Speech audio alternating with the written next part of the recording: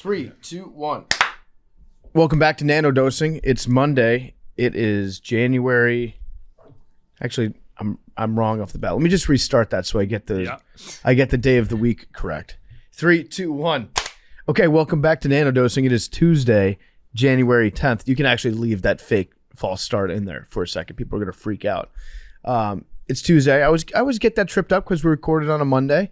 But we're live in studio here, and we've got a special guest, Donnie. Donnie is joining us today to recap the great Mammoth bone hunt of 2023. The bone rush. The bone rush. Mm-hmm. I like that. Now, I did read a story that people that go exploring for bones, not like digging for fossils, because that's different. That's paleontology. You guys are boners. Yep. They actually call you guys boners. I feel like a boner. Well, I mean, think about it. I woke up at 5 a.m. on Saturday with a boner, going boning. Yeah. And boners just tend to wake you up early. Did you you got a boner for bones? No, I woke up and woke Donnie up. I think Donnie woke me up. Oh, so you guys... a boner woke me up. Okay, yeah, got it. And, that happens to me every morning. Pituitary gland's still working well. That's good. And if it wasn't... I get boners when I'm driving to the airport for some reason. I get boners on planes. I don't know. Yeah. Oh, God. Sweatpants, for some reason, give me a boner. Oh, really? Yeah, like loose-fitting sweatpants. I'm actually going to... Get me all riled up. You should not do jumpsuit January. I think it's something to do with, like, the altitude. No, for me, I don't know. Like, for some reason, the car ride to an airport, I usually fall asleep on it. And then I wake up and I'm like, well, I got one of these plane boner. It's because I'm excited to fly on a plane, probably. My body knows that. Mm-hmm. I'm just kidding. I don't get boners on planes. Yeah, that's totally a bit. It's just fake. That was a bit that Billy was. He wanted to see if you guys would believe it. Yeah. So if you see me on a plane, you fooled me. I know when I did dry January last year, I was getting rock hard morning wood, like harder than normal morning wood. Yeah. I've actually been doing a lot of research. When the Liver King went down, I started looking into the science behind consuming liver, animal liver, and why he was so obsessed with the liver. And the liver releases IGF-1, which everyone knows what HGH is, human growth hormone. It's released by your pituitary gland. But what the HGH then does is trigger your liver to release IGF, which is insulin growth factor. And that's what, makes you, that's like the fountain of youth. A lot of people shoot IGF up. Joe Rogan does it. Where are you getting this information from, Billy? Dude, just Google it. Just Joe Rogan. No, Joe. No. This is because we're getting some science stuff, and anytime we get too far into some actual, this is bro science. Yeah, medical science. I'm always curious to know what your sources are, because I usually get 1 or 2 tweets from people afterwards being like, "Hey, you should fact check some of what Billy says about science." Well, anyway, guess what? The liver produces IGF, so when you're boozing all the time, it's the worst thing for gains, and it's one of the reasons why you feel shitty and can't put on muscle if you're drinking a lot. Okay. So that absolutely. When you go dry, your body just holy shit, my liver doesn't have to just filter out bad shit from my body. It can actually do what it's supposed to do and produce IGF. And so if you start taking care of your liver extra hard, it's actually going to give you super gains. Okay. I will take care of my liver. I actually might start eating raw liver. Can't you just is fish oil? That's good for your heart, right? Fish oil is just a type of... So what I understand is fish oil is a certain type of fat that is more likely to get turned into good hormones. It's omega-3 fatty acids. Yeah. And so that helps I think I might be right about this. It neutralizes free radicals. I don't know. I might be making it up. All I know is that fat makes hormones. Good fat makes better hormones. Cholesterol isn't good cholesterol produces good hormones. Yeah, so omega-3 has a lot of good cholesterol in it, and they may be a sponge for free radicals that prevent them from attacking omega-6s. So you want to neutralize all the free radicals because those will damage your cells. Yeah. So I might have to, you know what? I'm getting healthy. I'm doing pretty much dry January. Billy, you're in, right? Yeah. You guys in for pretty much dry January? Yeah. I'm full dry January. I'm dry as a bone. That's a bit much. Yeah, it sucks. Big T, you down? Pretty much dry January? Yeah, most of my months are pretty much dry. Good. So. Good. Donnie, you down? 100%. Okay. Basically, the rules are just try not to drink on Tuesdays. Try not to drink every day of the week. Yeah, and if Wednesdays. you can take a couple days off, then you can say you pretty much did it. I put a really good week on the books last week. Did you? Really good week. What percentage are we talking about? Like work out every day, no booze. Then Friday, took it light because we had to wake up at 6 a.m. to go diving to the bottom of the... Yeah. Actually, why don't we start there? Well, why don't we start... Ah, shit, I When- just realized my birthday's on a Tuesday this year. I'm not going to be able to take that one off. Mine's on a Friday, so it's perfect. Sick that you Yeah. have a birthday. It is nice, isn't it? It's is actually it? When is birthday it? week, January 31st. That's right. But it's birthday week this week. Billy's birthday. Yeah. When? Birthday Friday? boy on Friday. Yeah, I turned 24. Jesus Christ. I remember I had a cousin when I was younger who was like 24, and I was like, that dude is an adult. Kobe year. Yeah. Post charges. That was 24? Yeah. 8 was the bad one. Gotcha. Congrats, Billy. Crazy age. It's a great Daniel Tosh joke. You're pretty much an adult. Yeah, dude, but 24 is like, it's been kind of like a weird situation ever since you turned 21 because there's no like, I can still rent a car, just pay a little extra. There's nothing really you gain except like, oh, 24, you're almost 25. You're halfway through your 20s. Yeah. I wouldn't be too concerned. I think 30 to 35 have been some of the best years of my life. So it can only go up. I think after 40 is when it might start trending downwards. Yeah. I agree with my 30 through 35 best years of my life for sure. 25 through 30 was pretty good too. 20 through 25 was like fun at the time, but in retrospect you're like, well, I was such an idiot. Didn't have those Yeah. contracts 25 to 30 though. Didn't have the contracts then. No sir. Back when I was a Democrat. He had documents. Yeah, back when I was a lib, they always say like if you're a conservative in your 20s, you have no heart. If you're a liberal in your 30s, you have no brain. Yeah. So I made the switch. I'm far right now because I'm rich. So it's been pretty good switching over to the GOP. We had a big weekend. My GOP boys, Yeah. city Oh, boys shit. up. Yeah. Facts. Yeah, DC boys, 14 votes. Kevin McCarthy finally got it at the end of the day. Yeah. And we, Left hand up. Brasilia, we ran that city. I guess right hand up. Yeah, right hand up. Right hand up on Capitol Hill. Yeah. McCarthy's back as speaker. We've got Matt Gaetz almost got into a fight with somebody, or somebody tried to attack Matt Gaetz The I guy didn't had to see be that. held back. by his mouth. That was the most emasculating get back guy of all time. The Yeah. dude, I think he was from Alabama, I want to say. The guy with the hairpiece, Yeah. big boy. He came charging at Gates after Gates voted present, and somebody came behind him and like grabbed him by the mouth and pulled him back. And if you get grabbed by the mouth, like I would go Quay Walker on him. I would just turn around and immediately shove that guy because you don't touch another man's mouth. That's rule number one. Fish hooking is some of the stupidest move of all time in a fight because you're going to lose your finger. Yeah. I don't know anyone who actually can pull off a good fish hook Yeah. type move. Like you can get bit. If you put your hand near another man's mouth in a violent way, you're like, if they bite you, that's all on It's you. on you. Yeah. We got Arian joining us. Arian, how's it going? We doing all right? It's going good, man. Everything is everything. I like that do-rag you have on. This is not a do-rag. This is just a bandana. It's sick. What's the difference? Do-rag's like a little, like it's fit to form over your head and then you tie it around. A bandana is just like a square cloth that you fold and wrap around the head. Got it. Two Americas moment right there. For sure. Oh, you thought that was the same thing? Yeah, I thought that do-rags were just bandanas that you just tied up. Well, have you ever seen a do-rag untied? I don't know that I have. It's like a very different shape. Really? Oh, I thought they would. As he was saying, it comes like formed to your head, so you don't even have to tie it.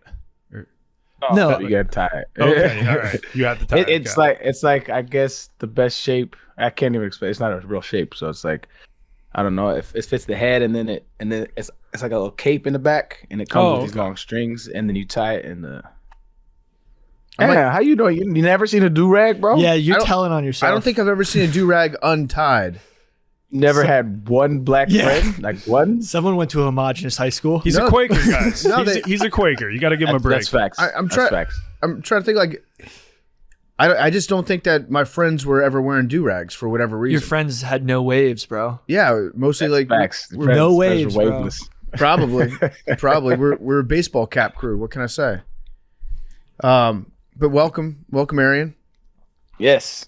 How are things? We're just talking about what's going on Capitol Hill and the votes that they had there. I don't know if you saw the clip of there was this one congressperson that tried to attack Matt Gaetz, and somebody had to pull him back, and they pulled him back by his mouth. I didn't see it. Please send that to the group. Yeah, we gotta I have not seen this. Can someone try to find that and throw that in the group chat? I found it a second ago because I hadn't seen it. Like, I always knew people on the left hated Gates, but like I didn't know he was that kind of hated on the right now too. I think he's just an annoying dude. Yeah, just like a parasite of sorts.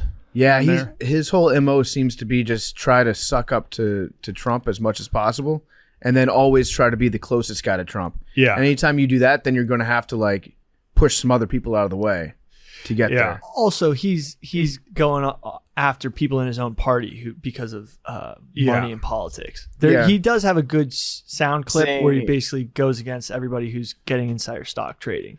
I don't seen Coneheads. Remember the movie Coneheads? Yeah. You remember David Spade in that movie? It was like whoever the boss was, he was just always sucking up to him. That's Matt Gaetz. Pretty much. Yeah, and he's figured out a good way to he's always going to be like the most outspoken guy in terms of like throwing accusations at people for things that may or may not be true, even if it's people in his own party. And so people are just kind of sick of his shit, I think. I also don't like to judge people off of looks, but if you just lined up every member of the House and was like, oh, which guy sucks the most, I would choose Matt Gaetz just based off of his appearance. He's got a 5 head. Batman villain. Yeah. He looks like he looks like the Penguin. Cartoon character. He's a little too thin to be the Penguin. I know, but he's got that same... He's got like an hourglass-shaped head. It goes out, then in, and then out. Like his head's got an ass. Bro, he's... American Dad. Yeah. American Dad. Yep. No, he gives me Sam Darnold. A little bit. Holy shit, wait. Yeah, it's giving Sam. Do we know what that beef was and why my man got fish hooked? Not sure. I think that Gaetz was like demanding a bunch of stuff from McCarthy in exchange for a present vote. And so Gaetz got like a lot of concessions given to him personally. And I don't think that, I don't know, maybe somebody was upset that they didn't get what they wanted out of it. They thought that Gaetz was being selfish. But we have a speaker now. The whole system's so hilarious. It's so funny. Like, it's just that you could literally, that's what they was doing, right? They was just holding all the Republicans up. They had them you had them hostage with your vote. That's hilarious. Yep. So now things are back to normal, I guess. I don't really understand how the House of Representatives works. I wish that we had something that was more similar to what they do over in England, where people, they just like boo each other, and it's more of like a drunken mess on the floor of, what is it, like House, the Parliament there? Yeah. So do they have like a crowd noise meter, and that's how they choose votes? I think so. Like how loud the boos are. I think so. And they've also got some people that like you wave your handkerchief in support or when you hate something. I don't know. There's a visual aspect to it too. That's pretty funny. And I always feel like in various Asian countries, it's more likely to actually have fisticuffs, like a fight. Yeah. Oh, is that true? Is that true? There was a huge brawl in Indonesia or something. Was it? I don't. Maybe it was Sri Lanka. I don't know. I just remember there was a viral video of a huge brawl breaking out in Congress or the House. Uruguay had a brawl recently. Yeah, I remember because it was funny because they were drinking mate. Yep, that's right. I remember you showed me that. They're all getting hopped up on mate. Mm-hmm. But you know what? I saw a video of the last duel in France. It was 2 local politicians from our small town, and there's video of the last duel that took place in France, and it's just 2 dudes sword fighting, and it was like the 60s or 70s, and I was like, that's so fucking cool. Did somebody die? No, one guy got cut up pretty bad, and he bent the knee. Mm-hmm. That's like, how cool is that? We should bring back duels. Like, imagine. We should bring back duels. I actually have a relative that was killed in a duel, very far distant relative, due to some politics stuff. Like, how distant are we talking about here? Like, in name only, no real connection. What does that mean? Like, they you were could related say to any you? relation is in name only. Yeah, but it's very distant, like hundreds of years ago. They get shot? Yeah, they got. It was a shooting duel. Yeah, it had to do with Andrew Johnson and some of that stuff. Oh, he was like defending Andrew Johnson's. No, or Andrew Jackson. Yeah, Andrew Jackson. Yeah, Old Hickory. Old Hickory messed with some of his stuff, and then Did Andrew Jackson kill your great grandfather? No, Andrew Jackson's like party mate killed on the banks of the Delaware. His henchman? Yeah, one of his henchmen in like a. Was it in that massive duel that turned into like a big shootout? Let me look it up exactly. Because I think I've heard about this story before. Yeah, duels were kind of common back in the day, and I guess the best case scenario is this: both people turn around and both miss, and then you could both say, "All right, we had the duel. We were both man enough to show up for the duel, and no one died." Yeah. Most disputes die and no one shoots. Shout out Hamilton. I was just gonna say Hamilton. Oh wow, I didn't know that was a thing. Number 4. What is it saying? What is this? The 10 Dual Commandments. Look it up. Great song. Everything's legal in New Jersey. Wait, is that like Dual Commandments? Is that like based off the Biggie song, the 10 Crack Commandments, except they do it about dueling? Probably. Yeah. That's wild. Yeah, it was released in 2015. Absolutely, jacked him. Well, yeah, it's in Hamilton. If you were to duel, so wait, Donnie, you're saying that if you showed up for the duel, that was the honorable part. Yes. Where and then usually they would like turn around and intentionally miss with their shot or not even fire.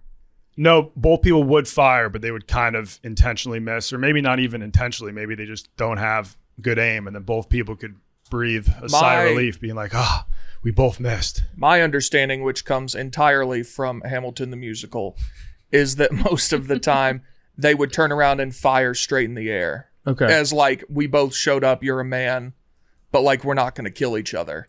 And that's what Hamilton did. And then Aaron Burr shot him again. Aaron Burr shot him. He brought a gun to a gunfight. Mm-hmm. Yeah. And Hamilton gun. did not use his gun. Correct. Yeah. So Aaron Burr's a bad guy. Yeah. No honor. Honestly, Now I'm the villain in your history. But at the same Just going to time, keep dropping Hamilton. like you showed up for a fucking duel. If you choose not to shoot the guy that you're dueling against, that's on you. yeah, protect yourself at all But times. I think that's what happened the overwhelming majority of the time. Well, the one time it doesn't. So. Right. So the duel that my relative took place in was on a place called Bloody Island. So I got the river wrong. It's in the middle of the Mississippi River near St. Louis, and because there was like weird distinction of who actually owned that sandbar, because it was in the middle of the river. All duels took place there. It was like the place to duel. International waters. Yeah. Yeah. Bloody Island. So did a bunch of people get shot there? No, not this time. Just your grandfather. No, my ancestor, they both died, but my ancestor outlived the other guy by 3 days. Oh hell yeah. Yeah, so Nice I work. would rather die fast in that situation. yeah, but he won. Yeah, true. Actually, Donnie, that's a good point. I feel like he lost. Yeah, just 3 days of suffering. The other guy died immediately. But it also means that your grandfather had a better shot. It wasn't my A lot better grandfather. aim. This is like Oh, I know. It's not your grandfather. yeah, it's like my Your dad? Yeah. on August 26, 1831. Be like your great Yeah, and probably not direct line descendants, just like once removed. yeah. Do you guys let's go around the room real quick. Do you guys know if you're related to anybody famous, like even tangentially? Like Billy's Yes. related to a guy that got shot by Andrew Jackson. not Andrew Jackson. His party. I've got some good ones. These are all like claimed by my uncle, who I guess did a lot of research into my family genealogy on my mom's side. He claims we were related to the strongest man in Nova Scotia back in the day, who could lift up a baby cow with one hand. Oh, hell yeah. Yeah. And then if you go way back, apparently John Quincy Adams Sweet. and John Adams. Okay. Yeah. The Nova Scotia guy sounds I know. like he'd be a lot of fun to party with. Yeah. And that wasn't like as far back. That might just be my great grandfather. How many times do you think he was asked to just pick up a cow? Because if you show somebody you can do it one time, that becomes kind of your thing. Maybe they just had like a strongest man in Nova Scotia contest, and like he won by being the only dude who could pick up the cow. Yeah. I don't know. I mean, how heavy is a baby cow? Yeah, how old are we talking about here? A baby cow. Probably like a 300 pounds. Well, it says when a calf is first born, it's just 65 to 90 pounds. Well, that's not that much. That's not that much. So That shit is weak ass story. yeah. So hopefully it was. I think Man's It was a regular teenage curl. cow. It was a teenage cow. He just invented the competition, and he was the only one that competed and gave himself the prize. His mom gave it to him. So, weird person, Patrick Cotter O'Brien was the second of only 22 people in medical history to stand at a verified height of 8 feet. And that's your ancestor? Apparently. Is that just based off of the name? No, apparently this is something that started like in my grandparents' generation. So maybe they said, oh, we must be related because of name. Okay. So, but he was like in a traveling circus. And he was 8 feet tall? Yep. So do you, somewhere deep down inside, you're like, well, I might not be done growing yet. That's why you're upset about reaching the age of 25. Because once you hit 25, you know that the dream's over. Yeah. No one wants to be 8 feet, though. I think that's a rough life. Or maybe it's 9 feet where it becomes really rough. Well, there's a whole conspiracy that there was giants that have been erased from our history that roamed the earth, and like the Catholic Church, and like even the mammoth bones we went looking for were actually giant bones, and they're just trying to erase this history of giants that lived across the world. Yeah. That like regular sized humans like just persecuted to death, to extinction. Being too tall? Yeah, we for just being eugenics giants. them? Yeah. Arian, if you were 8 feet tall, would you be like the best athlete of all time? No, you can't move. I was going to say, I feel like that would hinder you tremendously. Stiff as fuck. That's You would get rocked on the football the field. laws of physics. The more mass you have, the more energy it takes to move. That's why all big things are slow. Oh shit! I guess I forgot about the laws of physics. Fucking Newton. If you were 8 feet tall, okay. If you were 7 feet tall, you're pretty good at basketball. I've shot a few with you. Nice. You'd probably be like a first ballot NBA Hall of Famer. I'd be nice. I don't know about Hall of Fame. I you never know how the skill set, you know what I mean, kind of shit I got into. I don't know, but I'd be nice for sure. If I was 7 feet tall, Would it be I'd so good at proportionally sports. like this is what I think about. A lot of people who are super tall, they're like, you know when you click the corner of a picture and you can enlarge it? Yeah. Like very tall people are usually like that middle part that you just go up and it stretches.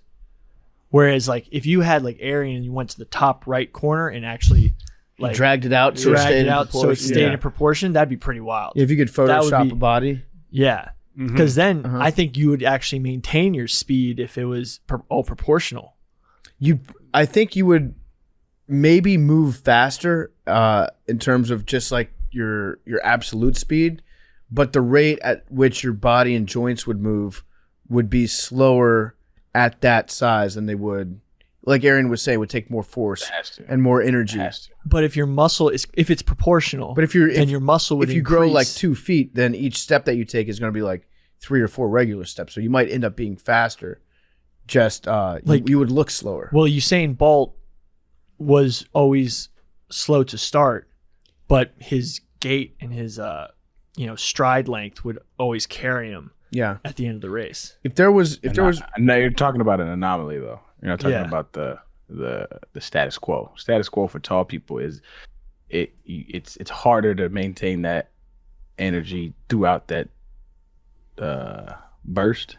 And that's why like traditionally 100-meter yard runners have always had quick they were really short choppy steps, but Usain Bolt kind of broke that mold. It's not normal though. Yeah, he's the fastest human being that's ever lived. You can probably safely say that.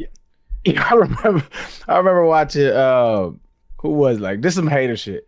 I think it was Maurice Green, and shout out you, he's a legend, right? He was at one time the world's fastest man. But like I think it was him. But they were asking him, it was like, and Usain Bolt had already broke the world record. He's like, is he the greatest to ever live? He's like, let's not, not yet, let's not. I'm like, what do you? This is not football or basketball. Like he's literally, it's mathematical. He's the best to ever live. Like it's just like a hater ass comment. I was like, no, let's not give him that yet. Like, what do you mean, bro? He already beat your time. Yeah, it's over. All he has to do is run it one time, and then he doesn't have to do shit for the rest of his career. And you can Once, actually he's say the like, we can prove this is the fastest human being. Go. I think most really tall people, though, are very prone to injuries and are hurt like the majority of the time. Back problems, feet problems. Aren't like we, Maddie? Yao Ming. Make that right, Maddie. Mm-hmm. Yeah. You started shade at me last podcast. if you guys could change one thing, like if you could give yourself one skill or one physical attribute that you don't currently have, and it has to be something that other people possess. So you can't be like the ability to fly. I'm saying if you could give yourself like one physical trait or ability that somebody else in the world has, what would you want? Ooh. Just fast as shit. How fast? Because like you can. Whose speed do you want? It has to be like stolen from somebody like a Monstar. I mean, like Usain Bolt, I guess. Yeah. Because like you can get stronger, you can get faster to a degree, but not a lot. Yeah. Like you could get fast, I bet. you could get faster, but not. I mean, nowhere near like that level. Yeah. What would you do with that skill though? Like, say if this is the skill that you would you would get tomorrow, Right. It'd just be fucking sick to have.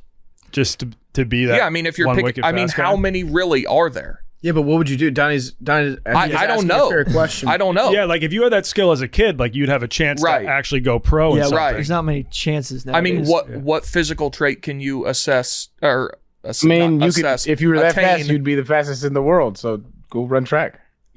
Yeah, I guess. Like, what could you attain tomorrow that like you would do anything You with? would Really, You could A definitely gold medal. Yeah, you could definitely get on an NFL team. I think yeah, I think NFL. he's saying, yeah. I mean, I guess sure. Yeah, you could be, I don't know, dude. man. You'd be a sick tight I end don't know. if you were that fast. I mean, did you see the moves he put on Arian? Yeah, just put him in a the blender. route- Yeah, running. with some Yeah, speed, you know how many- that route you know how many running. dudes, how many dudes with comb overs and Sperry's being my mentions talking about Big T cookies. I mean, you did get cooked. You got cooked. fucking ridiculous, man. Dude, he dipped that shoulder on you. Attack the ball with two hands, turned up field. All right, I appreciate y'all for joining in. This is the podcast. No. Honestly, That does rock. That's on camera. I would have. Unreal. What about you, Aaron? What would you want? Hands. Just my hands are exquisite. That rumor has also have comb overs and Sperry's in my mentions. But Dog avatars. you said what? A lot of dog avatars too coming at you for those. Oh yeah. Sunglasses in front seats. Extreme apathy. And what I mean by that is apathy. early on, like I cared so much what everybody thought. Like as a young athlete, like I cared what my coaches thought. I cared what the fans thought. I cared how I was perceived. I cared. You know, so it wasn't until later in my career I was like, fuck all of this shit. Like I think that amount of apathy would have pushed me to the point of like really being really great. Because I put too much on like everybody else's like what they thought, and I valued it too much early on in my career. And really, like, I mean, it's something like I think that's given to you. It takes a long time to learn on your own, but like a lot of these kids, that's what the beauty of evolution is. A lot of these young athletes, they're kind of given that, like, because they see how we fucked up, and so they're kind of given that. Gives a fuck, I love that. That's something. Yeah, it comes with age too. It's natural to care what people think. You just have to learn that there's not a lot of benefit to it, and usually the only way is by like going through caring a lot what other people think. I heard a great quote. And it was like, in my 20s, I cared what everybody thought about me. In my 30s, I didn't care what anybody thought about me. And they said in my 40s, I realized nobody was fucking thinking about me. Yep. I would try to. This is actually more of a mental attribute, but I think it is still physical because like the brain is technically a muscle, but intense. That's not true. Whatever, the brain's an organ. Yeah. But that's physical. Okay. You know what I'm saying? But I mean, you said the brain's technically a muscle, and I had to say that you're thinking of the heart. I know, whatever. It's an organ that gets shit done. It's Yes. part of the nervous system. Okay. Yeah. Correct. The definition of muscle is get shit done. Yeah. Yeah. I think that's bro science. Yeah. Sure. Technically, the brain's a muscle. They thought that was going to slide to it. No, but intense pattern recognition and memory skills, because those kind of go hand in hand, because then you'd be able to literally be more analytical and probably be a way better decision maker. And I think that is more useful at, a post-athletic career than anything else. You could maybe like learn 10 languages. Because there are people out there that can speak like 10 languages fluently. That would be a pretty sweet skill. So I was thinking about the language thing actually earlier today because if you grow up in Europe, you're probably going to learn multiple languages because all these countries are close by and you do a lot of traveling across borders. And there's some elements of like a crossover where some of the languages are similar. But people that grow up in Europe generally know, I would guess that it's probably like 3 languages. So I thought that, but imperialism, Marshall Plan, they all just speak to each other in English. Yeah, but they still know their own native language Right. too. So that's at least 2, and then I'm sure there are a lot that picked up another. They know like Yeah. a neighboring language, or they have like a friend that lives in a different country that they've Yeah. practiced with. And so people will talk about the United States, and it's like if you grew up in the United States, you only have one language that you know for the most part. You know English. That might be true, but also like we speak so many different dialects in the United States. Like if you can do a good Southern accent, that's essentially like knowing Bulgarian if you grow up in Greece. You know, like if you do, I can do a Canadian accent. I can do a British fully accent. understand Patty the Batty when a lot of other people Scouser. can't. Yeah. So we speak actually multiple languages. You could maybe say that. I don't know if that argument's You're gonna trying to- fly. I feel like it's different dialects. You're trying to spin zone America's ignorance. Because like all languages have a lot of dialects. Like I can do in an instant. I can take you to South Carolina. I mean, That's pretty much what you're looking for, I right? People in South Carolina speak a different language than people in Washington State. I can speak a little DMV. Oh yeah, Yeah. go for it. Yo, you want a glizzy? Okay, that was good. wow. Billy nailed it. I can understand it. I can't speak it though. Yeah. I know it when it's written. Oh wow. Oh, wow. Yo, you want a glizzy? No, but there is different ways people use. You want to get some of that mumbo sauce on the glizzy? I You're think Bama yeah. for real. There's New York slang. Forget about it. Yeah, see, like gabagool. Give me I can talk Give New me York. a bacon, egg, and cheese, the Aki way. With the bev. I've never heard of the Aki way. What's that? Oh, you're not on TikTok. All right. I mean I am. I guess I just don't scroll it too You're much. on TikTok in New York and you haven't seen the Aki way? No. Oh, there is actually people. You'll get it now because you'll Okay. see it in about 3 hours. What's the Aki way? It's listening to me. So I don't know if the Aki way is specific to this one guy or if that's a generalized term, but there's this guy at a bodega and I think it's in Brooklyn, and people go in and they just order the craziest shit you've ever heard, and then they're like, I want it the Aki way. And they just get like, they're like, hey, let me get a cheesesteak with flaming hot Cheetos and mozzarella sticks between 2 donuts. And he's like, sure. And then he cooks all this crazy shit So and throws it all together for people. Okay, so the Yeah. Aki way is like Muhammad. is pretty much saying like put some stank on it. Yeah. Well, All right, got it. Rahim Muhammad, aka General Ak, is a Yemeni Red Hook bodega owner. And he's on just so he's just like the coolest guy ever. It's kind of like Pawn Stars now, where they filmed Pawn Stars for like 1 day a month and the line was 8 hours long. Like he probably goes in there once a week now, and I've seen the line out like for half a mile. I don't know the genealogy of it, but Ak has been around since I was a kid. From Cats from New York. So that's what I Brothers, anyway. figured. They've been saying Ak forever. I think somebody black just went in there, was like, yo, Ak, let me get and that's probably how it started. But Ak has been around since I was young, listening to like New York cats. I didn't grow up with that, but like just like New York shit. I think I've seen this because it's his son or somebody that works with him that's taping it sometimes. It's like videoing him, right? Maybe, I'm not sure. I think I've seen this guy. He just he puts together awesome pieces of food. Yeah, just That'll- crazy. Just using what sandwiches. he's got in the store. Yeah. It'll Yeah. give you like diabetes in a day. I love it. I can do Ohio. You want me to speak Ohio? Yeah, speak Ohio to me. Hand me some of that pop. Yeah. Boom. Yeah. I'm starting to get to the side of I'll slip in a soda, everyone. Like I'll say soda instead of pop. And that's really bad for my brand. Yeah, when you go home, is your mom like, Madeline, you've forgotten your roots. Yeah. She slaps me across the face. We say pop in this house. Yeah. Pop. I grew up where everything was Coke. Like all of it's just Coke. that was wild. when I What'd you heard call a that. Sprite? Coke. Did you say, can I get a Sprite Coke? It was just Coke. But what See, if you people say that about the South, but I never experienced that in the South. Wait, Arian, just indulge me for a second. This was New Mexico or this was San Diego? This is New Mexico. All right, so I'm a server in a restaurant. What can I get you to drink? Well, if you're at a restaurant, A you white have to be Coke. specific. You have to be specific. But like, if you were just like, y'all have any Coke? And they're like, what kind? What kind of Coke do you want? Yeah. That's what you ask. Okay. Mm-hmm. The one that tastes It's like just lemon like- lime. It's synonymous with soda. So how you say soda, we used to say Coke. Interesting. There's this New York Times dialect quiz that went around. These things always get really popular right around Thanksgiving because people go back to their families and then they all like take this quiz, these types of things together. I think they asked you like 50 questions. I'm probably off about the number, but they ask you 50 questions about different words you use for different things. So for example, if you're driving down a road and there's a cement and grass island that separates one side of the road from another side of the road, what do you call that thing? And so some people would say like median. There are other words for it. But it's got like 50 different versions of those types of questions. I think the Coke question is on there.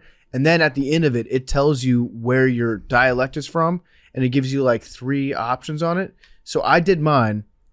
And they put the town that I was born in as one of the options, the town I grew up in as the second option, and then the town in North Carolina that my mom was from as the third option. It nails it like perfectly. It's crazy.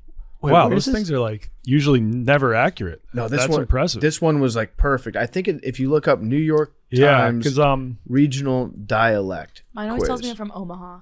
like Oh, really? Mhm. I think it's just generic Midwest. Yeah. where I'm from, they call a roundabout a rotary. I don't know Yeah. if you guys ever use that. The Rotary? Yeah, I don't think so. Sneaky Massachusetts has a lot of like, I think it's one of the most English towns, like closest to actual England in the entire United States. You mean states? a circle dinger is what we call it sometimes too. Like circle dinger. a lot of their, No, we don't actually call it a circle dinger. I was hoping that you did. That's Yeah. awesome. oh, I can't check this out unless I'm subscribed to New York Times. Yeah. That should Been be- like that I think for a like the while. last 20 links I've tried to click on the New York Times, you have to subscribe. I'm off it. Pay for that bullshit.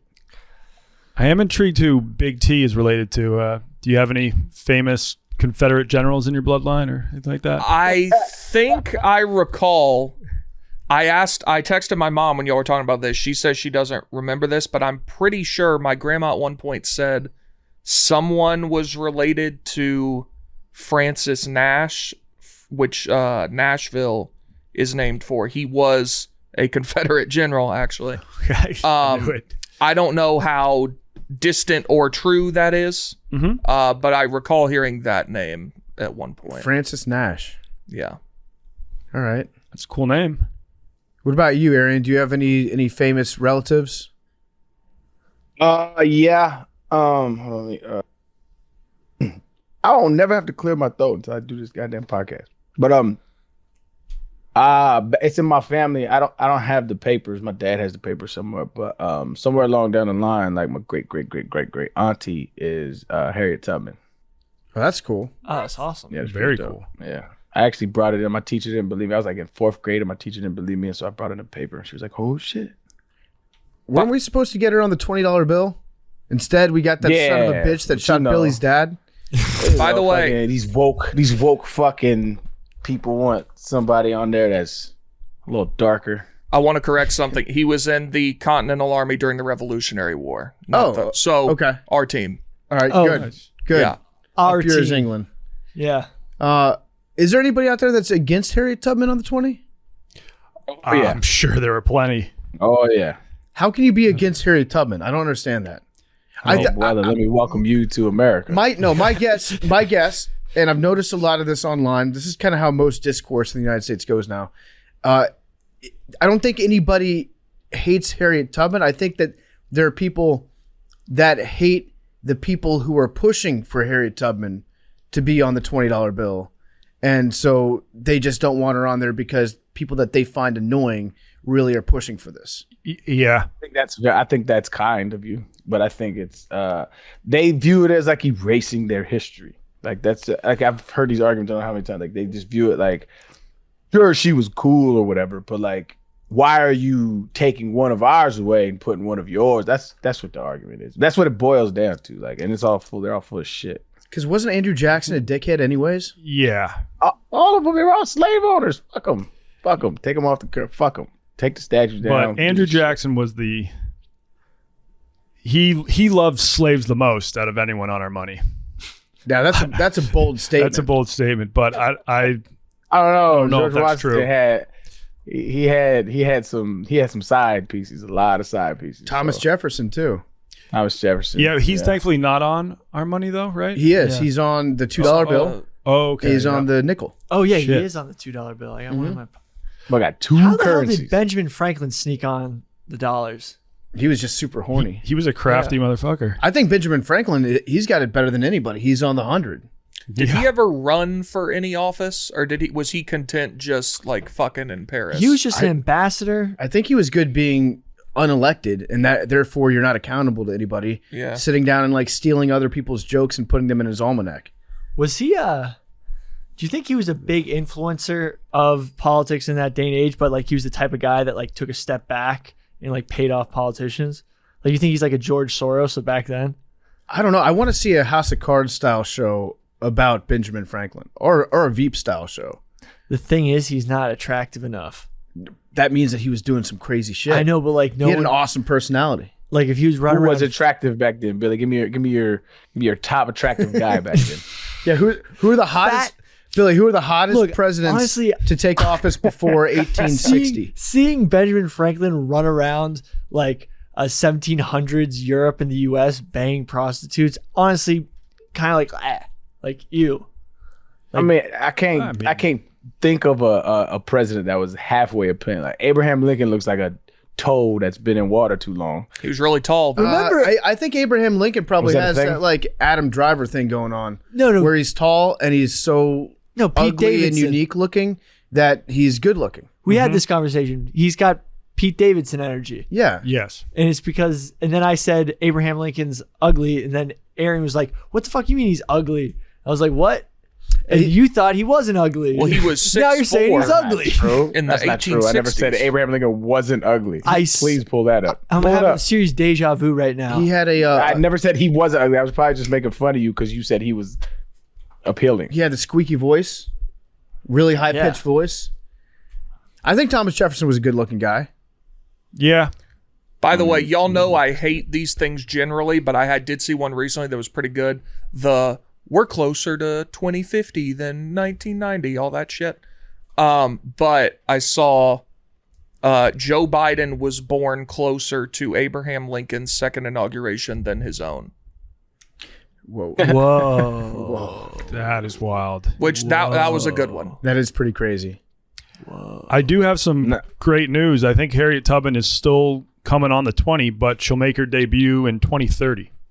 Oh, okay. Yeah, they've been saying this for 10 years. Yeah, I mean, I just don't see a good counter argument to putting Harriet Tubman on a $20 bill. Like, why is this something that people are fighting? I think you need to look up Thomas Jefferson again, man. Not to derail, but I mean, you said I think Thomas Jefferson was good looking. I'm looking. I don't know, bro. Where are you got a picture of him in his prime or when he's? I I don't give me prime Thomas Jefferson. I'm definitely looking at the probably impotent Thomas Jefferson. I'm gonna have to say it. George Washington actually, I think, is pretty goddamn stunning. But He's got a square jaw. That's not Why'd how you he go? looks. You slipped into a Texas accent. Yeah. Why'd you- Also, why? I would like to see him swearing anymore? without the wig, though. Like, are there actually any like paintings of him not wearing the wig? I've never seen one. Because what if he like took off the wig and it was just? I mean, He look was at disgusting Look looking. at this picture of Thomas Jefferson right here. He's a good looking guy. Yeah, they they were all kind of pasty back then. He's So mousy. But he's Fuck. like your age in that. Probably, yeah. Damn. No, No, but no. It's Mad Dog's saying like if you were 37 and looked like that. in 1791, you probably looked like you were 80. Yeah. The aging back then, I think, was a lot starker. Shit, you look at 20-year-olds in the 80s. They look 40. That shit's Yeah. wild. Yeah. Ulysses S. Grant's wife had a lazy eye. Yeah, That's interesting. Yeah, not related, That's but wild. everyone was always like, "You're the president now. Maybe you're gonna find a new wife." And he was like, "Nope, she's my ride or die." Somebody should go back and like take all the pictures and paintings and portraits of our old presidents and just like modernize them Oh yeah, look, and just put them in like an Ed Hardy shirt. look. Oh, there we go. That's what George what Washington would look like today. Like, yeah, let me send it to the group. But he's old in that one. I want to He's see old him, in that one. I want to see him when he's like 25 and he's wearing like, I don't know, wearing a tank top and has a barbed wire tattoo. That's what I want to see. Packing his in. Yeah, back in his, yeah. George Washington. Mouth pillow. Yeah. Oh, wrong group. Oh, Oh, that'll be interesting. Which one did you send What that to, was Billy? that? What was Yeah. that message you sent, dog? That shit was like, On Friday? what was that? He The said, "Oh, wrong group." Oh, Billy sent it to the part of my take group again. oh, Billy does this from time to time when he'll send it was very clearly a macrodosing subject to the part of my take group chat, and everybody just ignores it because they're like, "Oh, that's Billy just being weird again." No one even. I guarantee you, no one's even going to address this picture of modern day George Washington that you sent. Yes, you know, every holiday that like weird text chain goes around with all the emojis. Happy Cocktober. Yeah, exactly. Well, someone made a January 6th one, and I thought you guys would. Did you actually send it in the wrong group, or did you just get embarrassed that you sent it? Period. Friday, yeah. I was just like, no one thought this was funny. Wrong group. No, but you meant to send it to us. Originally, yeah. Wrong audience. But you know, once it didn't hit, I realized it was the wrong group to send to. Yeah. Yo, you can mentally box your way out of any paper. That shit is so funny. Dog. Hell yeah. I'm gonna read it out loud though, just because I think it's funny. This is Billy's group chat that he No, sent it to wasn't us. wrong. It was the wrong group. What you guys didn't find it funny? Wrong group. Okay, Friday afternoon. Guess what day it is? That's right. It's January 6th. All my cock-loving conservatives, let me hear you moan. Yes, Daddy Donald. 2 years ago, a load of our brave brothers and bratty stepsisters rode that Trump train all the way to the Capitol, where they busted into protest, a rigged erection, and defend our freedom to fuck insurrection. More like intersection. Fake news wants you to think it was a terrorist attack on democracy, but the only terror was how hard our clit-licking liberators fucked. Send this to 20 of your sluttiest cock-sucking conservatives. Get back, and you're just another throbbing member of Congress. Get 5 back, and you're a secret Antifa agent. Get 15 back, and you're a full-fledged true Americant. Shit, sorry, wrong group. I did send it to a couple people. Yeah, it's funny. It's funny. I sent it to my girlfriends. Yeah. It just gets put in group chats and it's hilarious. But I love how you read that in your ad voice too. That was Yeah, I mean, it was a great That was a great radio text from voice. Billy. According to the Peanut Gallery online, Franklin Pierce was one of the hottest presidents. Our 14th president. Okay. Not a bad looking Forgotten. guy. what the hell Couldn't did tell he you Very anything about forgotten. Franklin Yeah, Pierce. he didn't have a great presidency. At one point I memorized all the presidents. James Madison. He was cute. He was Short king. Yeah, but he's cute. Was he? He was cute like in a little brother way. Yeah. He like not yo. sexy Franklin cute. Pierce looks like who cuz out in Utah, the senator from Utah, Mitt Romney. Romney. Yeah, he look like Romney, bro. Yeah, Franklin Pierce is a pretty good guy. Pretty good looking guy. Franklin Pierce made the KK. Is he the one who made the KKK Oh, no. illegal and allowed you Oh, to good. arrest? No, I'm pretty sure he made it like without trial. KKK members could be immediately arrested, and then Franklin Pierce. Okay, so tell you what. This is an enlightening conversation. Send us your hottest presidents. Yeah. They have to be in office before 1850, though. I don't want any of these new guys. I don't want people sending Yeah. Richard Nixon in. JFK would that's- probably, JFK that's what everyone would be is, like, sending in. well-regarded. JFK. I think it's probably JFK and Barack if you're going just amongst all presidents. Yeah. I mean, Definitely Obama. Reagan was a pretty good looking guy in like a grandfather type of way. He was an actor. Yeah. He's handsome. He's handsome. Yes, he was handsome. In term though, because like a bunch of presidents probably were like good looking back in the day. I mean, let's talk about like nominees. Hillary, like we used to talk Hillary when she was younger. She was bad. No, who's that? Hillary. Hawaiian chick who Never had who a ran good for president. haircut, though. Tulsi. Tulsi Gabbard. Tulsi's pretty cute. She's cute. Yeah. She is. She's I concur. She's got the Pepe Le Pew skunk thing going on. Sarah Palin. that shit is fire. Yeah. Nah, I'm not with the Sarah. Sarah's not that cute. No, but young Tulsi- Sarah Palin. Yeah. Tulsi can get it. Yeah, Sarah Palin was very cute. If you had to choose a squad up, you go out for a night with the boys on the town, but you have to pick 3 presidents that were in office, let's say before World War One. Oh, I'm Fill bringing your dream squad out. This is my dream squad. Teddy bars. Roosevelt, Yeah. because he's a fire starter. He's the one who's bringing the energy for the night. He would also probably not like going to crowded bars. He'd much rather go out into the middle of the woods somewhere and just drink by a fire. He would be But yeah, great on a hunting trip. Yeah. No, but he would still like. He'd get let's after say it. take him. He used to be a rabble rouser back at Harvard when he was there. Is this a dinner or like hitting the bars? Night at Is the it more bars. is it more conversation or vibes? vibes? Okay. We're going to a club. Because obviously like DJ. Washington, Lincoln, like those are the guys you'd want to talk to. Lincoln would be a creep. But if it's Whoa. pure vibes, like we're hitting down the hatch tonight, I need to know Yeah. like what my squad is. That's different. Yeah. He's too. I mean, I love Lincoln. Love a fan of his work, but I could totally imagine him being a total lurch, like a lurch in like a situation like that. Just too tall, wearing a a funny lurch? hat, just like sort of It's a lurch. like. Are you a hater? You think he's gonna pull all of them? And No. I think he's gonna. I think he's gonna scare the hose. I think he's gonna scare the No, hose. no. he was You gonna peacocking. scare the hose. No, he's gonna scare the hose. He was peacocking. He goes He's out gonna with be- his top hat on. He's gonna be like They're walking gonna- around. They're gonna flock. I mean, you in 18, whatever. Ain't nobody tall. You got the tallest motherfucker in the club. They gonna come flocking. You Yeah. gotta pick Yeah. up the low hanging fruit. But Abraham would walk into a bar like Mystery from the Pickup Artist with his giant top hat and his big features and just go up to your girl and be like, "Oh my God, did you see those 2 damsels fighting outside in the street?" and immediately start a conversation. I think he'd be and take too them both home. goofy. I don't think he'd have any riz. He wouldn't be able to handle himself smoothly, and everyone would be like, "Yo, who is this? Who's that giant Jefferson dude?" for sure had Riz Yeah. I mean, JFK also. TR, JFK, before World War One. TR Why you call him TR? versus question. FDR. I think I would go Taft. Has Riz? Taft would be. Taft's he would the be huge fun. one, right? Yeah, he's a fun guy. Fat guy energy. Yeah, you got to have a fat jolly Bert guy. Kreischer energy. Yeah. bro. None of these motherfuckers have rhythm. I'm just looking at them. I'm looking at the list. It's just all stiff.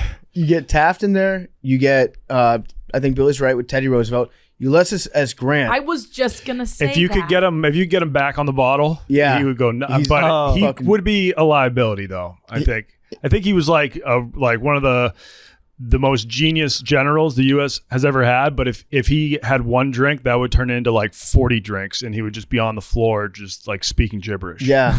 I'm like, hey, Ulysses, I think your wife's looking at me. No, that's just her eye. Her good eyes looking at me. Grant, Teddy Roosevelt, and Taft. Those Yeah. are my 3. Yeah, I like that.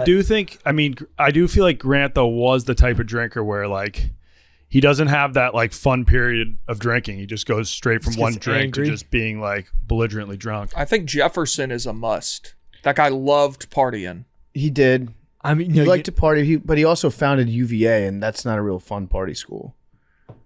So, Well, because they didn't adhere to the lifestyle of its founder. the core tenets Yeah. of him.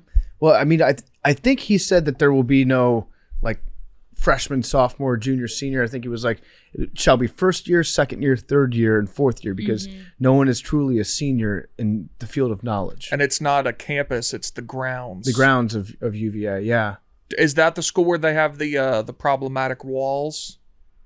The walls. I don't know. That they say things on them, don't they? No, there. I think it's at Virginia. Hold please. There's walls at some college Let's get that Jake are Merritt. I'm second. just gonna say Yes. common Jake in Merritt, a serpentine manner Okay. that supposedly had something to do with slavery, Oh, and like it's problematic that they're still there. I never heard about that. I just know that The University of Virginia campus, not called that, features serpentine walls, which were originally meant to keep slaves from public view.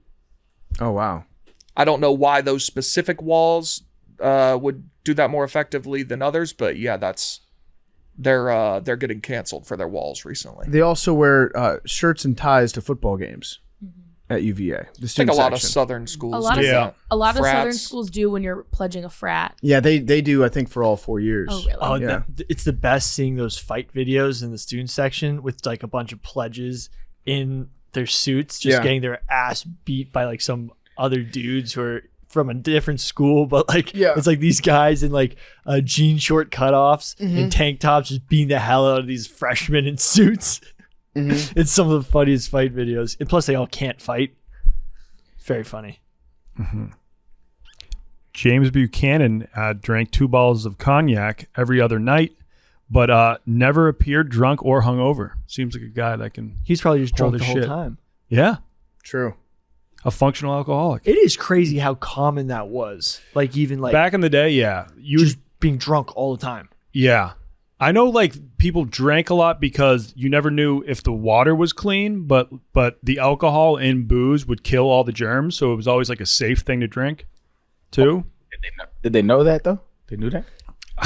I think they knew like, hey, you drink this, you'll be hungover, but you're not going to die from dysentery. So the only reason why that sort of came out of style, like the Madman stuff and the Madman stuff in the 50s, was because of driving.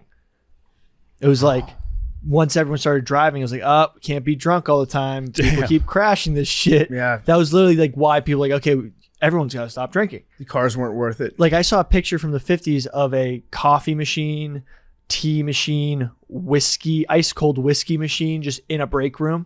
I love that. Like people were literally drunk. They'd wake up and drink. That's probably why they all looked like they were 80 years old when they turned 40. Yeah. But they lived. Cigarettes were like a huge thing back then too. Like Yeah. people just smoke like a motherfucker. The good old days. All right. Well, that's a good conversation about hot presidents. Mm-hmm. I'm curious to see if anybody has any under the radar submissions for us. But we got Donnie on here, so I feel like we should talk about the Yes. Mammoth excursion. So do you guys want to just kind of take us back to the start on this and tell us where you found out about the mammoths and how this whole thing unfolded? Sure. So first, I got involved just when I got a text from Billy on January 2nd. Who's got a boat in NYC? I need some help looking for mammoth bones in the East River. Long story. I'll explain later on the boat. And I hit him up because as someone who has swam across the East River, I did know someone who had a boat in New York. So I was like, I'm down. Let's find those bones. I wanted to start off 2023 by doing something exciting. I wanted to start it off with a bang. I had a big 2022. I was worried 2023 was going to really have a slow start. And I was like, nope, this is how I kickstart it. And this was before I had listened to the Joe Rogan podcast. So I was like, I don't know what the fuck Billy is talking about, but it sounds fun to get back on a boat in the East River. Then I went back and listened to the podcast. If you want to talk a little bit about that. Yeah. So basically, there's this guy who digs for bones up in Alaska. He's a head of a huge mining company, but in his mining excursions, he ends up finding a lot of prehistoric bones because the permafrost there is insane. It's a refrigerator for perfectly preserving even full mammoth bodies, woolly rhino bodies, cave lions, all sorts of the craziest stuff. Didn't they say somebody was doing an interview with a guy and they asked him if he would eat the old mammoth meat, and he said that yes, he would. Right? Yeah. Is there actually meat that's preserved on these guys? Yeah. He said he ate some of it. That's disgusting. I mean, I would eat it. A 10,000-year-old Dude, piece. to say you ate mammoth? Dry aged. I'm sure a lot of steaks are aged for months. Yeah. And they become a lot tastier. I guess so, but that's not 10,000 years No. in like a peat bog. Yeah, I mean, I would try it just to tell people I've tried it, but I doubt it tasted that good. Yeah. But basically, this guy's company that he had bought up in Alaska had at one point sent tons of bones, 50 tons. 50 tons of bones to the American National History Museum based in New York, which used to have Teddy Roosevelt as a statue outside, but does not anymore. But back in the 40s or 30s, they dumped 50 tons of bones in the East River. Right off of 65th Street. So I thought we would just be blindly looking, but yeah, he says he has like proof. Yeah. It was some sort of document written that said they dumped him right off of 65th Street into the East River. Don't ask me why. Maybe they didn't have room. Right at where Rockefeller University is now. That used to be a hospital, and they used to dump a lot of hospital waste in the East River. So I was thinking about that a little. We did find what looked like a medicine bottle Yes. that was very unique. Yeah. Well, we'll have to get to that part. Yeah. So it turned out my guy who had a boat, he took it out of the water until March. So then it went cold. We did not have a boat. And we started to see some other people who had listened to the Joe Rogan podcast and were actually out there with underwater drones, surveying equipment. They had started to look. And so I was like, we need to get out there fast. That's when in the Daily Mail or something, there was an article that was titled Tusk Rush Begins. Discovery star Dirty Water Don leads divers in search of 50,000 mammoth bones worth up to $1 billion in NYC's East River, and warns someone will get killed as others dredge the waters with boats and cameras. At first, I tweeted and I was like, hey, the Dirty Water Don's trying to scare off the Wonton Don so he doesn't find mammoth bones first. Not going to work. I am Dirty Water. But then as we kept on trying to find boats, we had some people who were going to take us out, but then like another YouTuber, Scuba Jake, who has like 13 million subscribers. We got cucked by Scuba Jake. Yeah, we got cucked. They're like, yeah, we're going to take out Scuba Jake instead of you guys. So I decided to hide my pride and reach out to Dirty Water Don. And lo and behold, his older brother was like a huge Barstool fan. He was like, yeah, we'll take you out on a bone rush. And I was like, can we go this weekend? And he said, no problem. He then did ask, like, is there any way that Barstool would be able to sponsor the fuel? Because like these trips can get pretty pricey. And I didn't want to reach right back out to Barstool after they just sent me to the World Cup. But thankfully, our patron saint over here, PFT, was willing to sponsor the fuel costs just to get some more followers on Instagram. Yeah. So I sent the guy some money. I think he took me to the cleaners on this one, though. I don't know much about how much fuel costs for a boat. I've gone on several boats before, mostly recreational, doing things like wake surfing. And if the price he quoted me is true, I would be very shocked. I didn't want to hassle. I know that he had you guys, like, your safety was in his hands. Yeah. So I wasn't about to, like, nickel and dime him on this thing. But at the same time, this could be, I think he just completely bent me over a barrel in this negotiation process. I mean, we did use a lot of fuel. How long were you out there for? We were out there, we left around 7:30 and we were out there till 3 or something. We also had to go from a dock in New Jersey. We left from like North Jersey. Was it a big boat? So he brought kind of out boat was it? Another boat for us too. Yeah. So now I'm paying for 2 boats.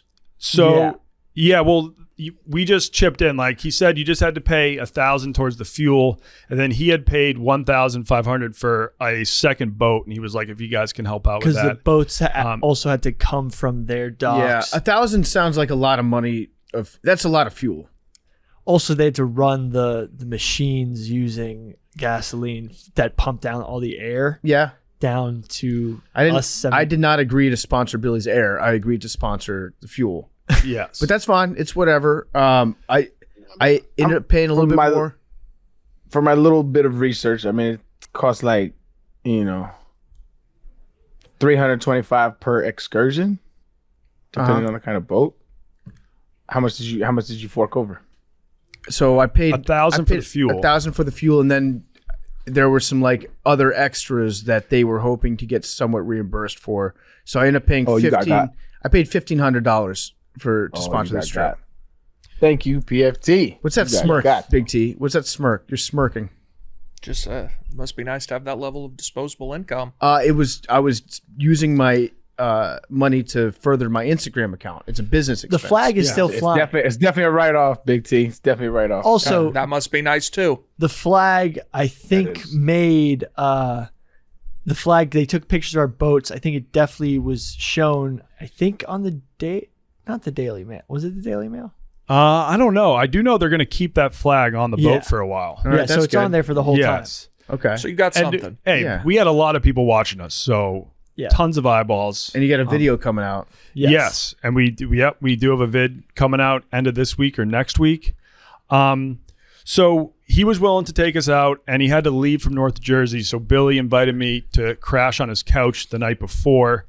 I do have a friend who lives in Hoboken, where I've crashed before, but I was like, a couch is a couch. It's either a couch at my friend's house or a couch at Billy's. At least at Billy's, we'll be able to wake up and just go. I had never been to Billy's apartment before. Yeah. What was your initial reaction walking in the door? Dog smells. What did it smell like? It smells like his dog, but I love his dog. That like the first thing that you see is a hedgehog. No, cage? I reorganized. Okay. He reorganized, so I did not see the hedgehog. I just was like, all right, it smells like a dog, but your dog's chill, so I don't really mind. I can adapt to that. And we go to bed because we had to wake up at like 5:30 a.m. I know he's talked about having a pet hedgehog on various podcasts. I had forgotten about that. And then I get to sleep and I wake up a half hour later with just like the loudest sound ever. Just like, and I was like, holy shit, are we being like attacked by rats right now? I thought his apartment was just swarming with rats. And then it kept on going and going. And I like turned on my flashlight and I found the pet hedgehog, and he was just on his wheel, just hammering a wheel workout all night. Games. And I should have just like realized I can just like take the wheel out of his cage, but I told him to shut up and he stopped. So I went back to bed. An hour later, starts hammering the wheel again. Went back to bed again. He starts hammering it for the third time. And I was like, I'm going to get zero sleep. So I just removed the wheel, finally got maybe 3 hours of sleep. But yeah, I had like a pet mouse in college, and we ended up having to give it away because of that same problem. Yeah. They're just nocturnal animals. They love running wheels at night. Yeah. So we wake up, we get on the boat, and yeah, we head all the way down the Harlem River to East 65th. Now, I kind of thought for the vid, we would just be documenting some other people dive. Yeah. And we had wetsuits, so we were going to get in and swim. Yeah, we were just going to fuck around for the cameras and go looking for the bones. And I'd be like, oh, we're diving. And at some parts of the river, there's a shelf. And I looked up, before we went, I kind of looked up where the old shoreline used to be. Realistically, when they dumped the bones, the FDR Drive hadn't been built yet. Okay. So even though we went looking in the river, I kind of had a feeling that the bones were under all the fill-in for the FDR Drive, if they are there still, if they didn't get swept away by many of the hurricanes or tidal waters, that happened. And if then, they would probably be closer to the middle of the channel. So I knew that I looked at the structure of the shoreline. I saw that there was a 20 feet depth right against the side of the river, like that walkway, that east side river walkway. So I wasn't too concerned. I free dived extensively, like down to like close to 30 to 40 feet. So 20 feet was nothing. So we got diving gear, and we were just going to free dive down there and with GoPros on for the video. But Dirty Water Don had another plan for us. Yeah, so Dirty Water Don's the star of Sewer Divers on the Discovery Channel. And he brought his whole crew out, and they have these dive helmets. So it's not like scuba gear. It's a helmet that has surface supplied air. That's so you dive down wearing this helmet, and then there's a tube that's attached to the surface. Umbilical cord. Yeah. The closest thing I'd compare it to is, you guys remember those old-fashioned dive suits with like the freaking Cyclops type look? It was kind of like that. Exactly like that. So were you concerned at all about like other boats coming by as you were under the water? The fact that you'd never dived before like that? It seems like I was very worried. I was very scared that something bad was going to happen. Yeah, I was concerned. This suit and this helmet that Billy had to put on, and Donnie, I didn't see the video of you putting it on, but I saw them like locking Billy into place, and all I could think about is like they're putting Billy in a coffin for his head right now. Yeah, it was pretty creepy, especially right when first we pulled up to Manhattan, and like 3 cop boats show up and say like you're not allowed to tie up to Manhattan. So then we had to go further out and tie up to a barge, and they were like, yeah, it's like 60 to 70 feet right below the boat right here. And so you're just gonna have to climb down the ladder and like drop. Yeah, they had This is the scariest part. So from my plans, I was like, okay, 20 feet, we can do this. But then the cops made us move, and then it was like, okay, 20 feet, then you drop off the shelf into the trench, and the trench is 70 feet deep. And even though at the time I was getting like pretty nervous, I was like, but you know what? This is gonna be a great story. And if those bones are down there, they're absolutely gonna be in the fucking trench. Like the trench is the place where these bones are gonna be. We were saying it was like the place in the Lion King where the light doesn't touch, where all the elephant bones the elephant were. graveyard. Yeah, the elephant graveyard. And so it was like at that moment, they kept talking about how a lot of guys, so they were, their trade before the Discovery Channel was a lot of dock building, line laying, and just basically a lot of the union work that occurs on the bottom of New York Harbor. So like building bridges, supplying power lines to different drawbridges, all sorts of stuff, building docks. So they said that it's a very high paying job. I think up to some jobs, a lot of these guys were also offshore oil welders, which they were saying you can get paid. They're the highest paid people on the job. Like you're getting Super paid dangerous. like $300 an hour on offshore rigs. But these guys, like they're saying like it's a very dangerous job. So it's a very fought for job. And the thing is, they said that most guys can't get off the ladder. They like don't. They freak out. They have the helmet on. You have a lead vest on. So it's not swimming. It's very different to scuba diving because they said it was more like skydiving. Because what happens is you're on the ladder and you have a 30-pound helmet on. You have a tank, an emergency tank on in case your umbilical cord gets sliced. You have a lead vest just to make sure you sink to the bottom into combat current, which we'll get to later. So once you let go of that ladder, you're going right to the bottom. And for a lot of guys who are apprentices, they can't breathe right. They freak out and they just say, get me out of here. Get me out. They get claustrophobic and they freak out. So I was like, before I put the helmet on, I was like, holy shit, like this is intense. And the thing is, the current was moving so crazy. And they were like, look, whatever you do, don't take the helmet off, because even if the helmet fills up with water, it'll be easier to revive you if you pass if you're in out. the helmet. If you're in the helmet. Why is that? I don't know. I have no idea. I don't know. I really know that our training consisted of them telling us there's 2 rules: keep breathing and don't take the helmet off. And that was it. When you were at the edge of the ladder, what went through your head when you determined to just jump off? Was your body telling you like, do not let go of this ladder? Well, with a little We had a line. liquid courage. They put down a rope. Wait, you got drunk before you went diving into the bottom of the East River? No. He did take a swig of whiskey. But so there was a line. They like anchored a line at the bottom. So we had a piece of rope that we could follow to the bottom. And if we had let go of that rope, the current was so strong, it would have just like taken you like far down, but you're still attached to the boat by the umbilical cord. So they would just have to pull you up by the cord. But I mean, he went down first. Like I was shocked. Like you were obviously terrified at first when you heard we were going down 70 feet. But then when he broke out the suits, you were like, I got dibs going first. So when you hit the bottom, you just jumped 70 feet through water with a weighted vest on. We kind of had to. The thing is, you're fighting the current too. Yeah. So you had to really climb down with the rope. Okay. Holding onto the rope. So you couldn't see it. It was really basically I put the helmet on, and I've always wanted to breathe underwater. It's been a dream of mine since I was like, I used You wanted to be a frog. I was a very good swimmer back in the day until I thought swimming wasn't as cool as basketball.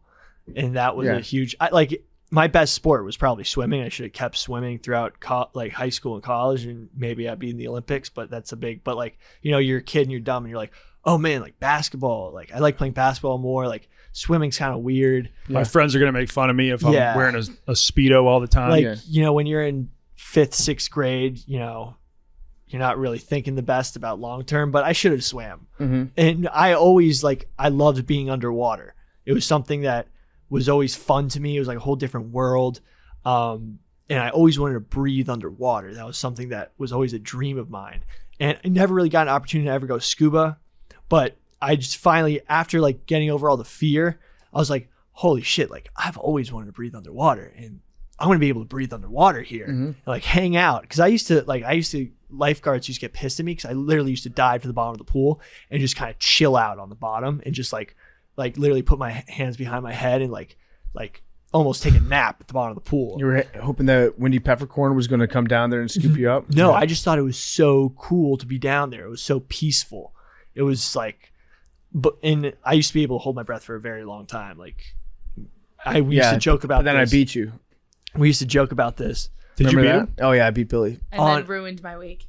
On land. Yeah, that's what started Billy with the whole deleting the episode thing. He was so upset that I beat him in a breath holding contest. Oh shit. Anyway, like we joke about this, but I literally used to try to do the underwater Navy SEAL training and like swim 50 meters underwater in a swimming pool. I did it once. So this was like, I was like, man, this is gonna be really cool. And also I always wanted to be like, dinosaurs, prehistoric creatures were always fascinating to me. So we were just combining all of this super cool stuff. Like I have like encyclopedias of prehistoric animals I was reading the night before. Just like, this was gonna be so cool. Like Smilodon, there wasn't only mammoth bones down there. We might've found like a Smilodon skull, which is a saber-toothed tiger. Like we might've found like really cool shit down there. So I was like, a dead body. Yeah. More likely, probably. So anyway, got the thing on. I was like, okay, how's this breathing? And the thing is, you can't hear anybody except the radio when you first put the helmet on. So you had all these people giving you directions. And I knew there was this one thing that if you're really in trouble, if water was gushing into your helmet, you hit it, and then it just streams tons of air into your helmet and pushes out all the water. So once I realized I could breathe, and honestly, I think an advantage was because I can't really breathe out of my nose.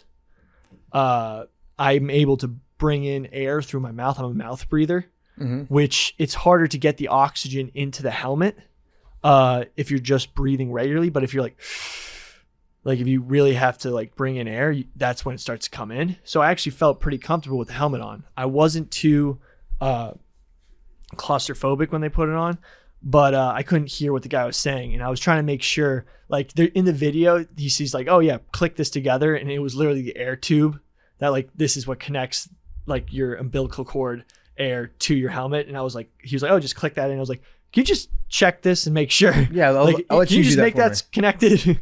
Yeah. But then I basically got to the edge and I was like breathing, and then I got in the water, and then I remembered, oh shit, the water's 40 degrees. Yeah. Because I totally forgot about the coldness part of it. But they also had a tube, a hose that just pumped hot water into your wetsuit. So once I got that in, I was like, okay, this is easy. But then going down, like, in football, when you get hit and your face mask goes like a little bit to the left, for some reason, when I was going down, my helmet was pushing to the left. And so I started going down. I had the sea monster in my ear, who's, I'd say, the head of the operation, the diving operation. Shout out Sea Monster, Nick.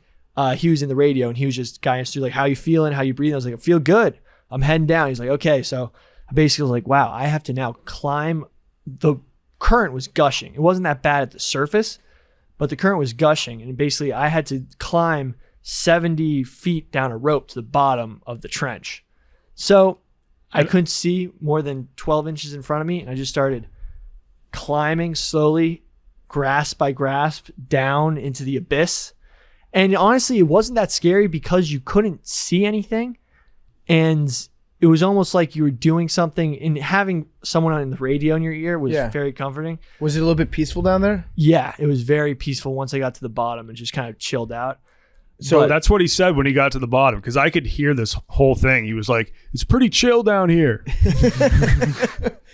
Didn't you freak out? Well, not like freak out, but I thought I heard a clip of Billy on a radio being like, I'm at the bottom of these fucking rivers. Yes. He was at first, he's like, holy fucking shit, I'm breathing underwater. And then when he got to the bottom, he's like, I'm at the bottom of the East fucking river.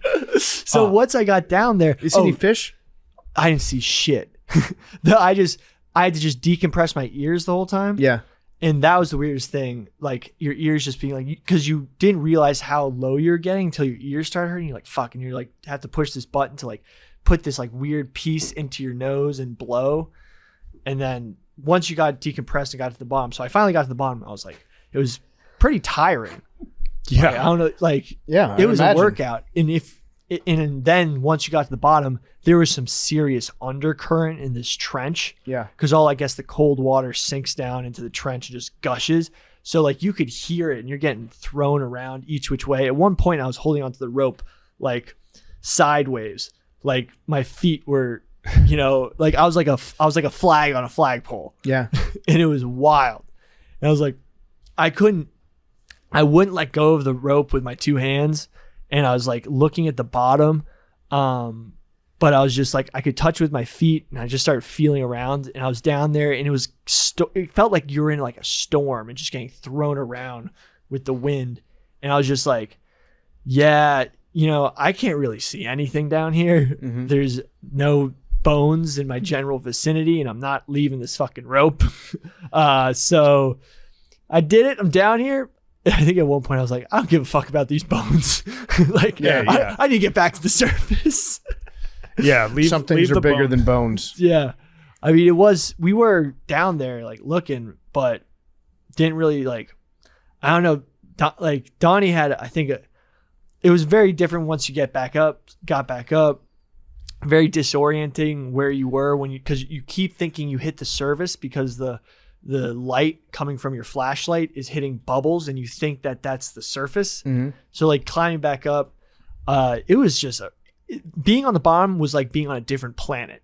Like, when you look at like Mars rover photos or like photos from different planets where it's like the still photo, it kind of felt like that. It was like there was just nothing and like there was just debris in your face. And yeah, unfortunately did not find any bones. Well, you'll have to watch the video to find out. Oh, actually, yeah. You'll have to watch the video to find out. It's scary to me. It seems just like the most terrifying thing ever. Yeah, I dove after Billy, and I was having trouble decompressing my ears. So like as I went deeper, my ears just hurt more and more. And I ended up just having to like slam the helmet against my nose and blow really hard and start swallowing. And eventually that cleared my ears so I could go deeper. And like it probably took me like 4 minutes to finally get to the bottom. And then I got to the bottom and then they're like, all right, we should probably pull you up. But I did bring up a few rocks from the bottom. Nice. Just to prove I made it down there. What did it feel like? What did the bed of the river, was it like really mushy? Was it firm? It was rocky where we were. Yeah. Okay. And then when I came up, I had a nosebleed just from like slamming the helmet against my nose. And everyone was like, oh, did you have a fun night last night? And I was like, no. It was very interesting. And actually what scared me the most was one of the professional divers was down before us and was like, he came up, he was like, yo, it's rough down there. I was like, what? Yeah. They're going to keep on searching. Yeah, so there were a bunch of like drones, a bunch of underwater drones that were out there while you guys were diving, or was that before? It was before. Just I think the drone was to set the trench and test the depth and just the topography of it. But it was wild. I don't think anyone's finding those bones. Just sadly not. I mean, 1940s, that's a long time ago. If it's as rough as you say it is down there, chances are that they've been swept away. Yeah, I think they definitely. And how much do you think a mammoth skull would weigh? I would imagine that would be probably the heaviest part. Yeah. So probably, I don't know, 30 pounds? The thing is, 40 pounds? It was reported back in the 50s there were bones found washed up downriver. I think around Far Rockaway and Coney Island area. I'm glad you guys are safe. Yeah. Although, imagine how many views it would have gotten, Donnie, if Billy had died. Actually, watch the YouTube. video. We discussed that. Yeah. We made some final remarks.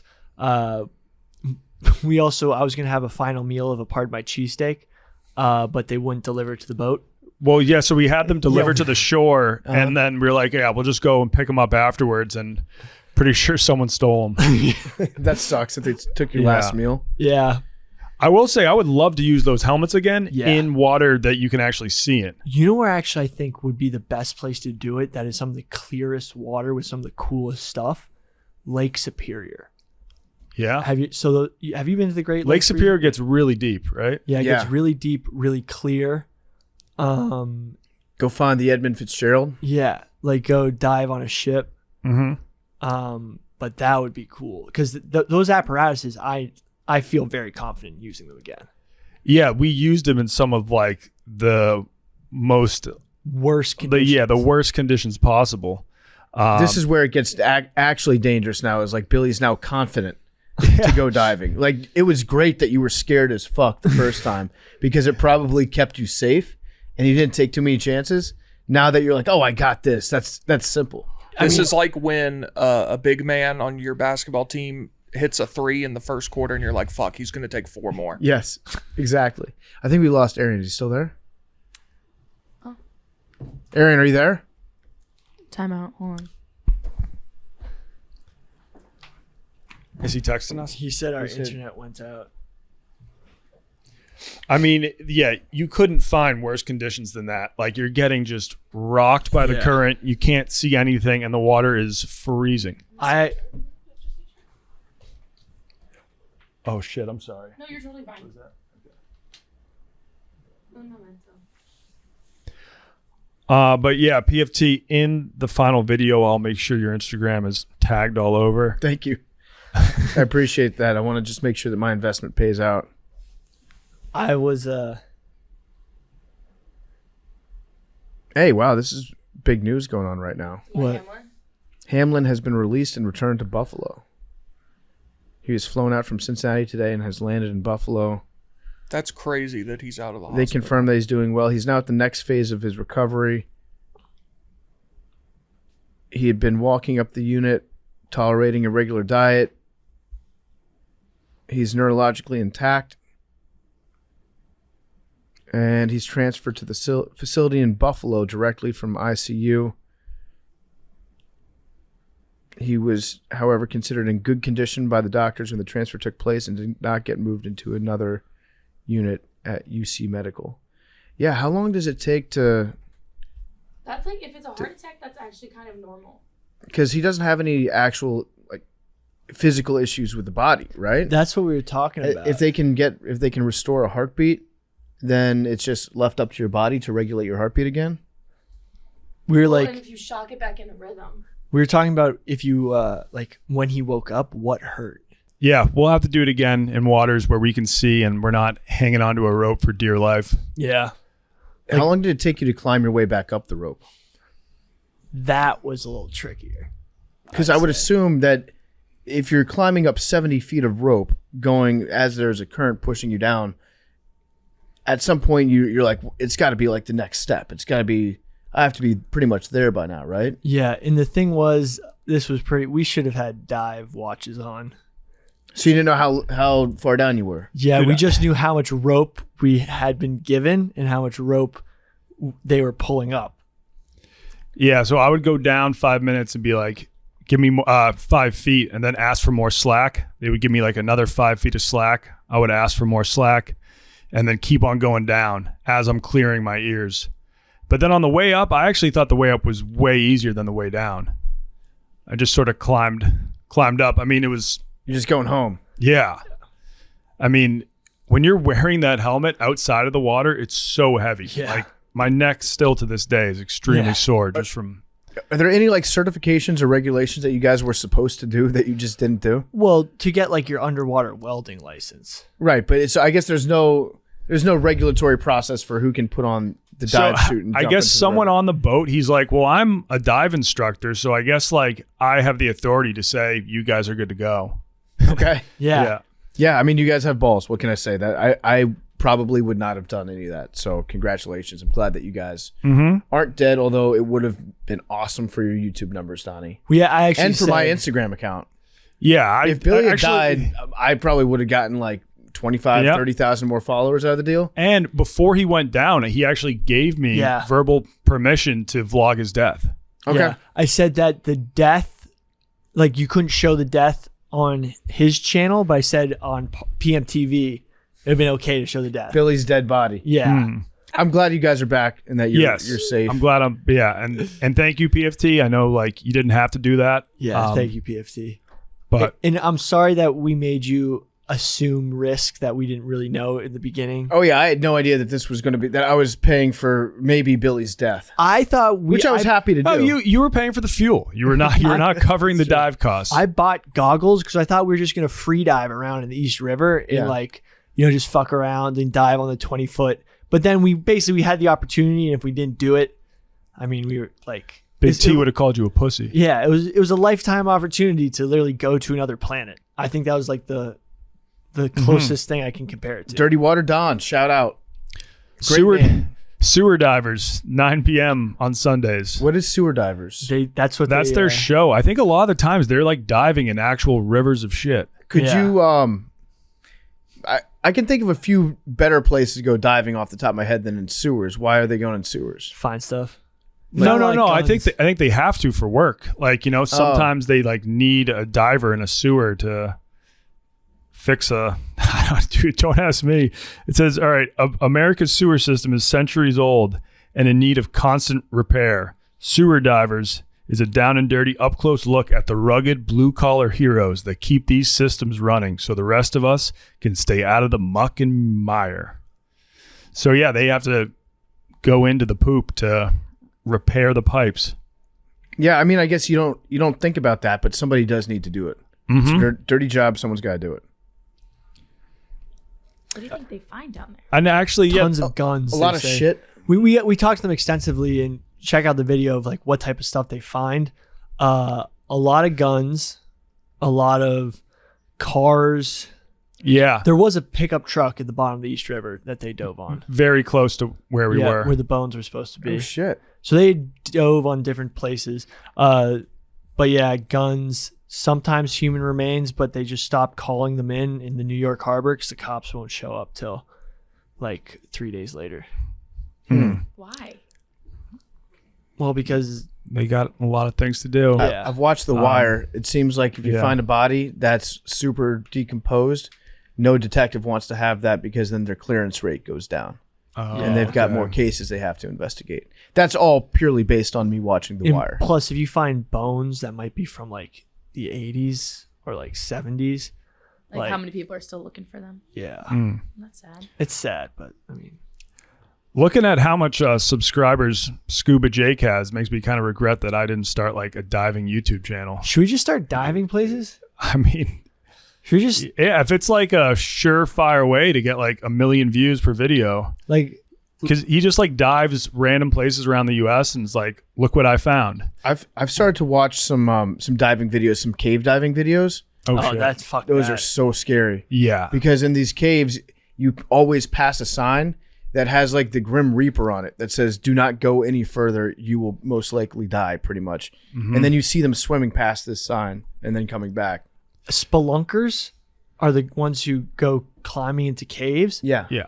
I mean, I get pretty claustrophobic, and sometimes like the idea of literally being in like an enclosed space underground like freaks me out. yeah. Like there's a story of a guy who went into a cave and he was like going down through this crevice because he thought there was a bigger cavern on the other side, and he just got stuck and they couldn't get him out.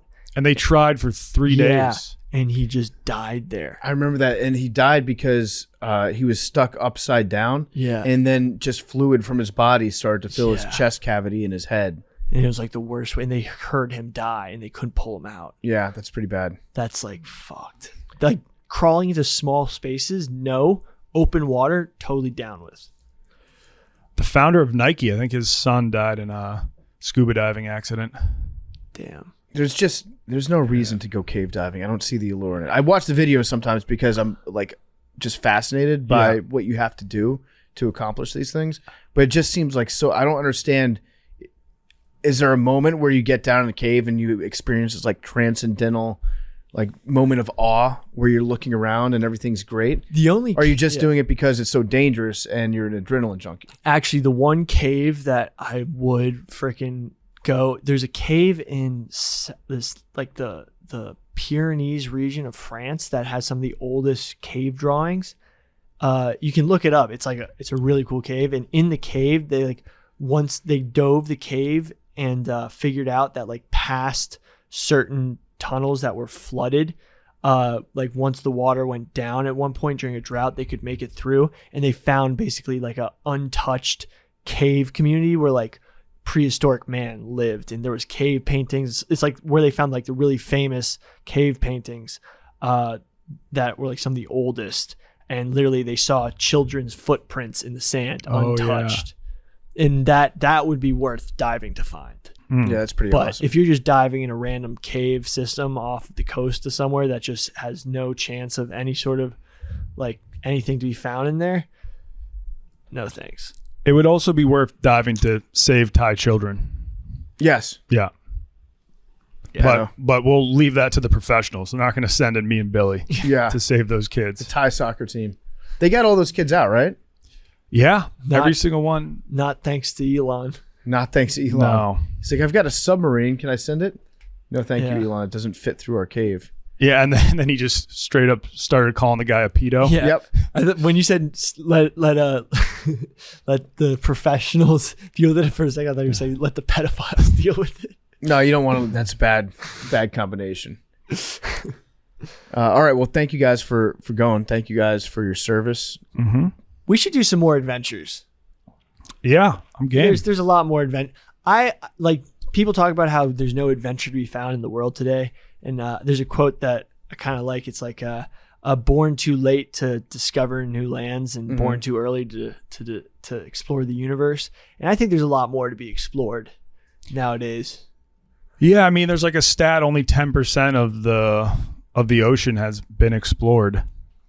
Yeah. Something like that. Is this how James Cameron started? It might be. He just fell in love with water. Do you guys have the? I do you guys love have the water.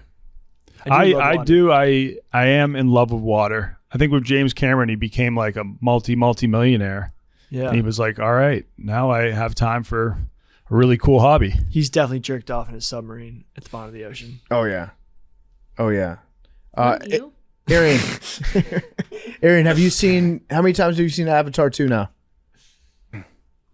Only like 3, man. I've had like a busy last month or so. Slack. Only 3, and obviously all in the theater. So 3 trips to the theater. For 3 hours at a time. That's right. That's right. Must be nice. How many times have you seen Top Gun? I saw that. I think it was like 5 or 6 times. Which one's better? It's Top Gun's better. Wow. What the fuck? What? I was going to say I'll even take the pause. Wow. I was Top like, Gun's better. This It is just is what it's a better script. Obviously, I love Avatar. I don't think Avatar is bad, but I think I was just really disappointed in the plot.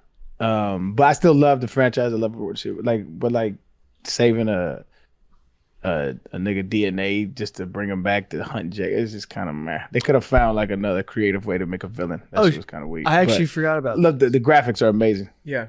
I made a bunch of notes when I saw Avatar because I didn't see it when we talked about it. Did you guys get that there was a little JFK complex going on with Jake Sully's kids? What do you mean? There was Joe Kennedy, who was Jake Sully, and then there was Joe Kennedy Jr., who was the oldest brother, who dies, Okay. and then there was the second brother who had to fulfill. I did not know. I did not pick up on the Kennedy No, vibes. nope. I didn't. Wait, either. I mean, what else? I need more. You just named a family that happened to have 3 brothers. Well, more of the younger brother having to step in where the older brother was assumed. That It could also be a bush, didn't. right? yeah. He didn't though. He didn't have to step into anything. He's the guy. He got his older brother killed because he kept fucking up. more the favorite son dying. Okay. That and also Also, spoiler alert for people who haven't seen it. This motherfucker here. well, bro. if you've seen it, if you haven't seen it by now, then like come Yeah. on, it's the hottest movie. that's the point of spoilers. Also, what's the policy with them ripping Polynesian culture? What do you mean? Like, is that okay? The Navis ripping Polynesian Na- culture? No, like It's the the new water tribe. the new water tribe. Like a lot of it is. I think that's the only one that hasn't been tapped. It's just Yeah, it's one of the only cultures that ain't been got. No. Polynesian culture has been got bad. They'd like tiki bars all Where? over the U.S. I mean, that was all hijacked from Polynesia by this guy named Don the Beachcomber. He was the one who appropriated Polynesian culture and brought it to the U.S. because he was like, "This is awesome," and he started the tiki bar and like tiki culture in the U.S. Don the Beachcomber did. He's one of my heroes. He actually is my hero. He legally changed his name to Don Beach and started a chain of Polynesian restaurants, and they became like huge in Hollywood. Like he may have invented the crab rangoon for all I know. Wow. Is the Beachcomber like on the South Shore, that like bar crawl? Is that started by Don the Beachcomber? No, but like Don's Beachcomber, I think his first location was in Hollywood, and it's where all the stars used to hang out and drink. Huh. Because he was in World War II, and he was like he was sent to those Polynesian islands. I was going to say, it sounds like probably a GI. That Yeah, and he was like, dude, Polynesians have it all figured out. This is sick. And so then just like started opening Polynesian themed bars in the U.S. Also, it was cool how they spoke different languages, but then Jake Sully was like, it all just started sounding like regular to me, and then we could hear everybody speak. Yeah. No, I mean, Native Americans aren't really pleased with the movie because they're like, he's like, James Cameron is kind of just like stealing our culture for the purpose of these Hollywood blockbusters. Yeah.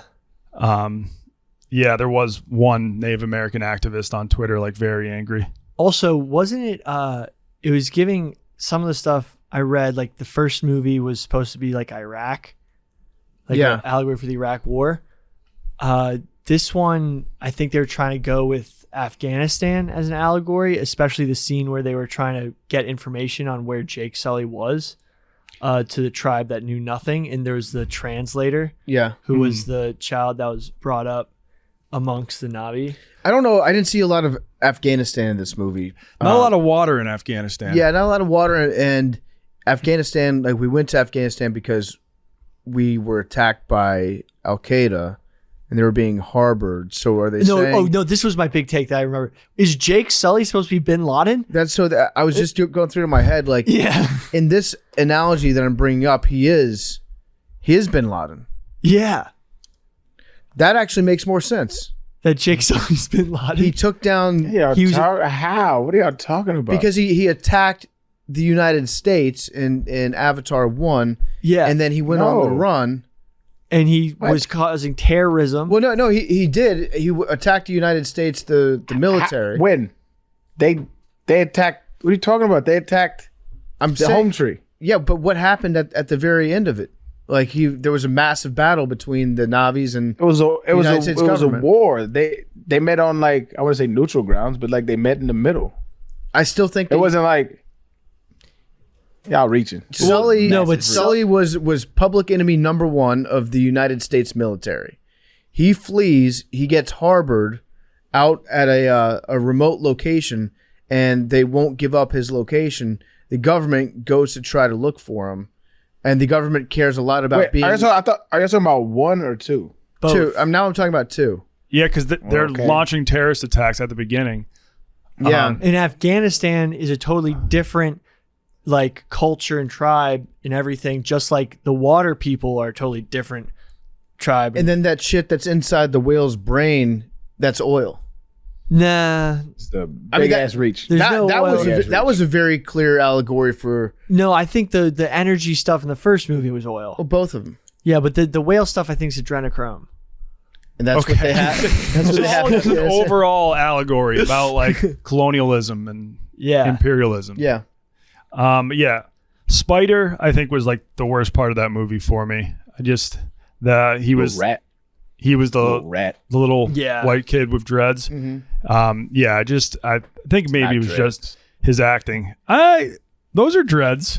He's got kind of No. This actually this conversation Shit gets just dirty. yeah. Just He's just dirty. dirty. I've watched this conversation online from a third person view, and it's pretty crazy how like the different points about like can white people have locks, Yeah. because you have like the ska dudes Yeah. and like the stoner dudes with like Those are reggae guys. yeah Yeah. but white guys Yeah. who have the spider hair, and then it's a battle I watch from afar just out of novelty and interest. That's where the term Trustafarian comes from, where it's like a trust fund kid, but he just like loves living that, reggae lifestyle. So stop showering. Well, Tom Hanks' son. Yeah. Chet. Chet never had the dreads though, I don't think. But I'm sure we've all seen our fair share of white people with dreads here or there. They always just look like they're stinky as hell. I think the proper term is locks. Yeah. Okay. I think it's just braids. What I've gathered. And are you just yeah?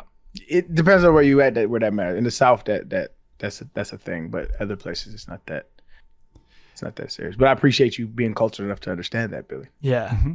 Good job, Billy. Being down at the bottom of the river will really change a guy. So outlook on life. All right. Well, thank you for coming on, Donnie. Thanks for having me. Yeah. Is there anything else that anyone wants to get into? Anything we missed? How's that cup, Mad Dog?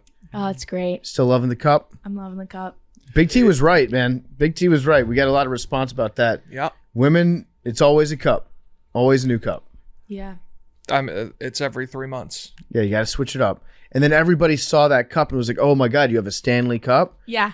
They should not be allowed to call that a Stanley Cup. I think they're the OGs. Are they? That was around before? No.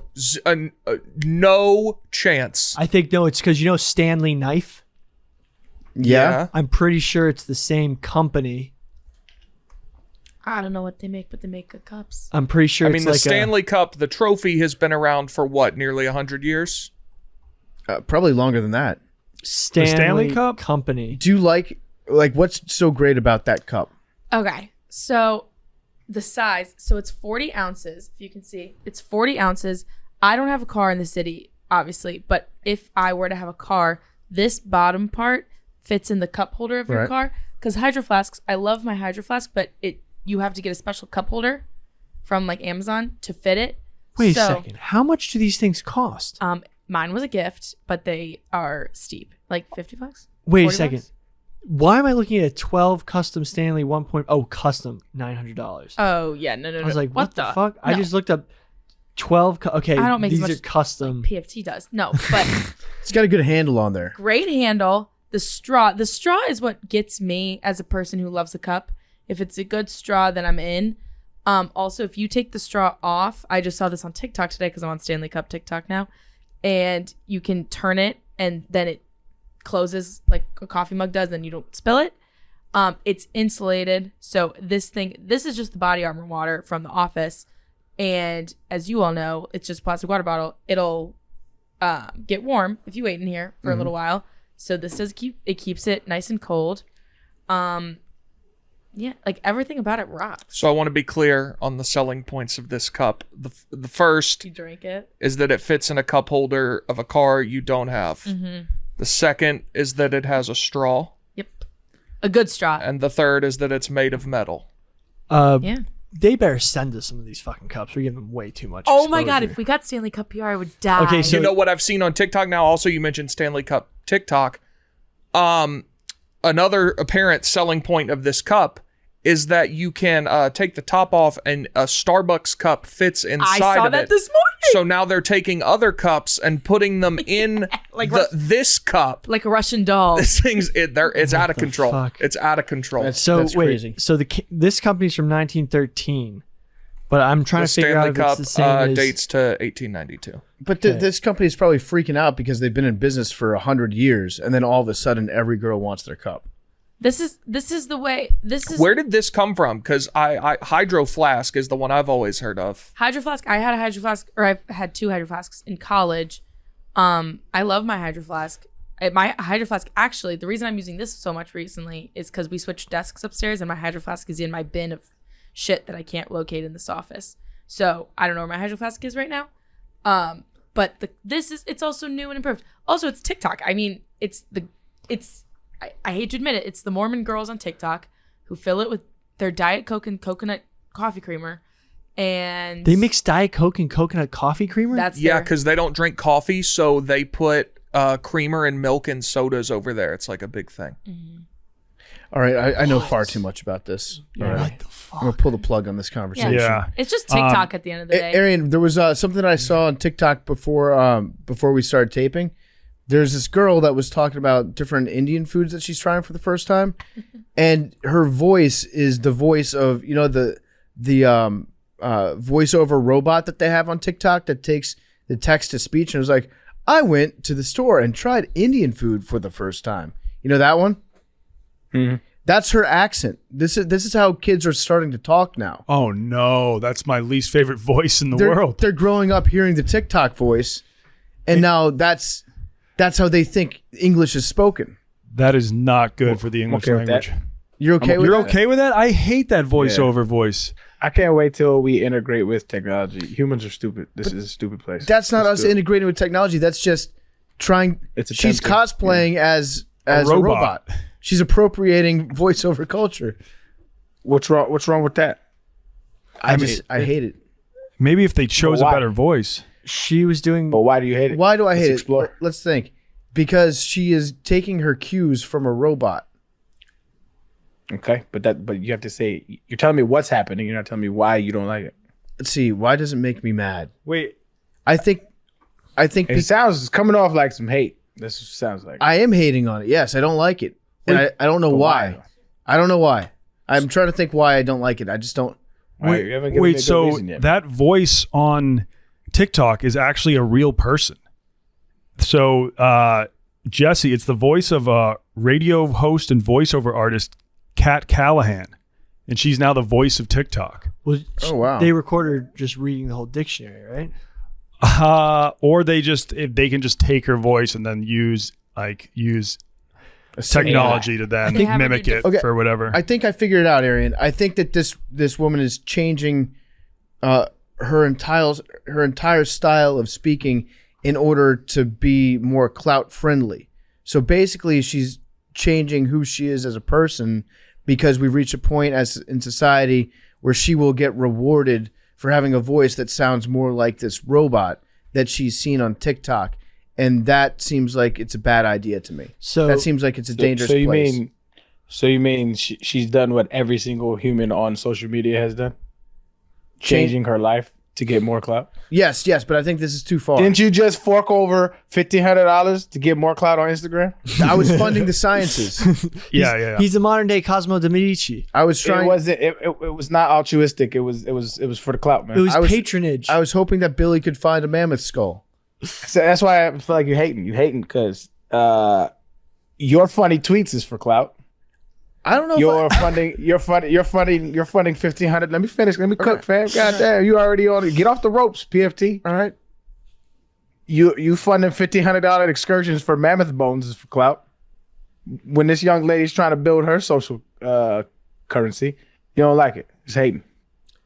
The tweets I just do because I like doing them, not for clout. There's a good argument to be made that yes, I did potentially just pay $1,500 worth of boat fuel for clout. But if I could take that back, I would. At this point, because now I feel bad about hating on this young girl. But it does. I don't know. It just makes me mad. I don't know why. I don't know if I'm explaining it correctly. You're just getting old, man. You're getting old, That's and probably everything these kids do grinds your gears. That's what it is. I think it is just me being old and me being like. You need to take a page from my book and be like, fuck it. Whatever they do to themselves, let them do it. I don't give a shit. But do you think that's what's going to happen in the future? You think kids are going to grow up talking like Siri? Honestly, I just don't care enough about these kids to do I just don't have that in me to I care about my kids, but like the rest of them, like well, whatever. Do So, what you but gotta do, if man. your kids started to talk like the TikTok lady, you would be a little concerned. taking their phones if they're doing it seriously. Okay. Like, what are you doing? Bro? Yeah, I just care But about this it because ain't my kid. I've always found that to be like the most annoying voice in the world. I thought it was just like computer generated, just like a like a little robot. But I don't really. I don't know, it don't bother me.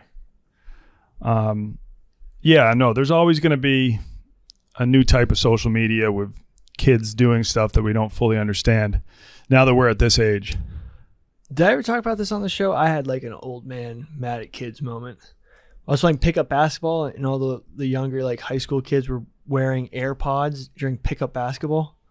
I was like, you talked about that. it's like what the like, and then like of course one popped out and got stepped on. It's like really?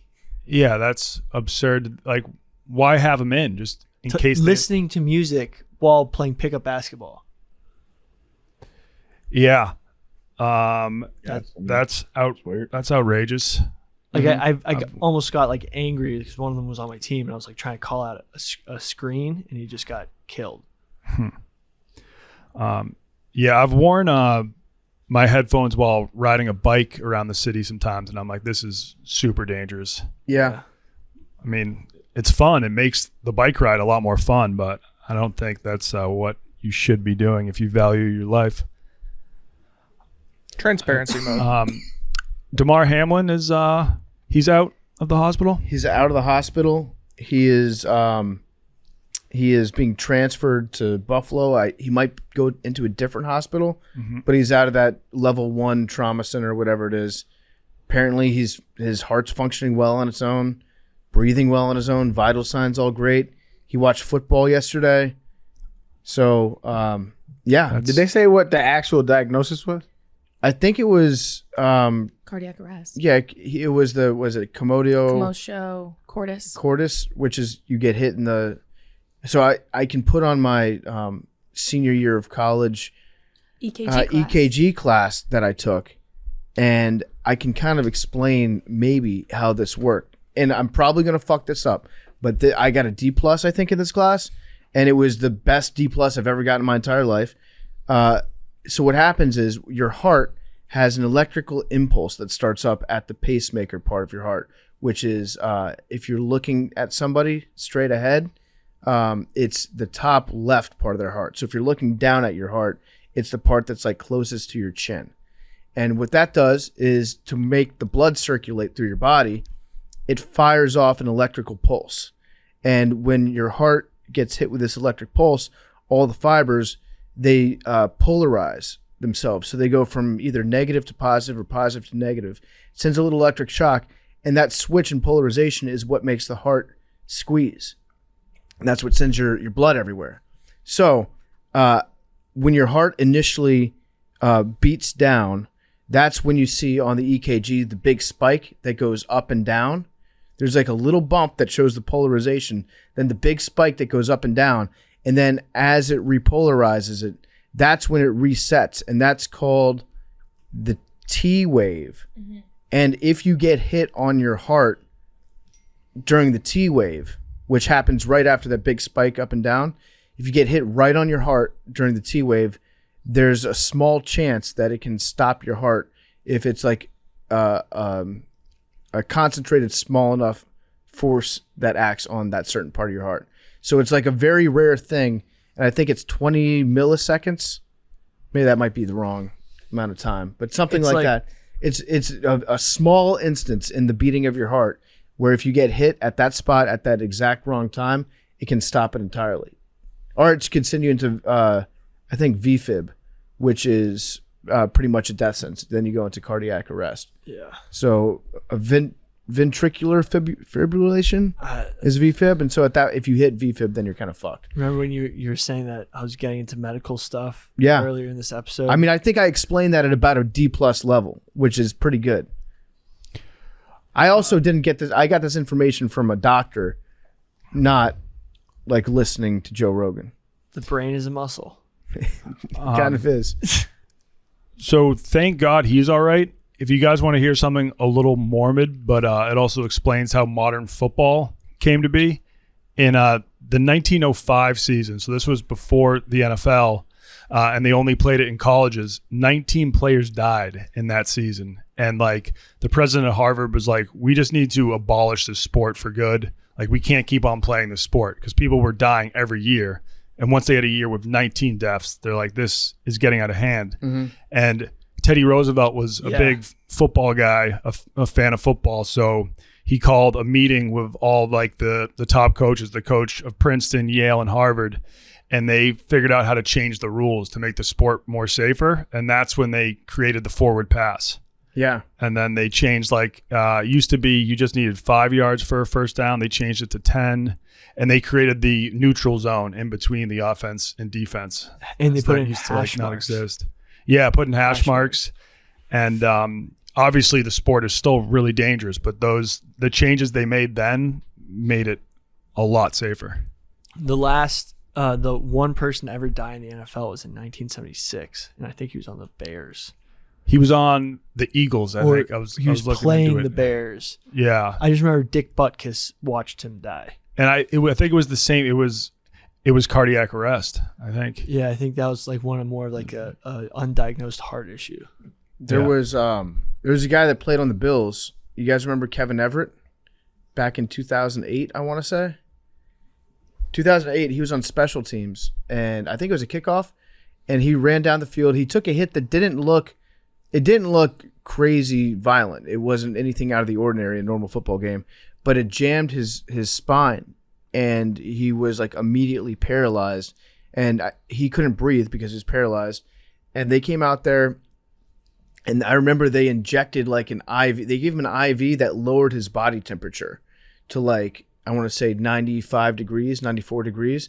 Because if you lower your entire core body temperature, then it reduces inflammation like almost instantaneously. And they got him into the hospital, and he can walk again now, I think. But that was like a scary day in football because everybody thought that there was a chance that this guy might die. That was wild. And then over the course of that week, he also improved. So shout out to DeMar. Very happy to see it. It must have been a cool moment for him on Sunday when he's watching the NFL and he sees all across the league, like every coach wearing his jersey number, everybody talking about him. The amount of love that he got to feel on Sunday was probably pretty cool. So the doctors were quoted on saying that when the Bills, he was watching the game, and when the Bills had that first kickoff return, he set off all the alarms in the ICU because of his heart rate, and I mean his vitals were going nuts because of the adrenaline of watching the run back. Yeah. So I mean that's pretty cool. Yeah, that's pretty cool. But what if were they bad alarms or? I guess when your heart rate goes over a certain level. Yeah, it's gonna notify something. I bet they just like really had like keeping tabs on his heart.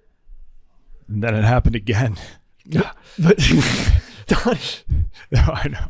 So I mean, already somebody had to answer a question of like whether or not he's going to be able to play the playoffs this year. That's like such that's such an NFL thing. Is like this guy almost died, and then somebody's already like, so we got home field to defend.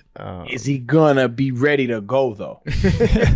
It's like Arian's tweet where you saw that the Bills were putting him on IR and that they were going to pay his salary in full, and I think you pretty rightfully commented like, "Oh, it takes this guy almost dying to do the right thing," and then that your tweet got misquoted by that one account. I forget what that was, but they made you seem like you were attacking the Bills. It was like Arian Foster rips the Bills for paying DeMar Hamlin's full salary.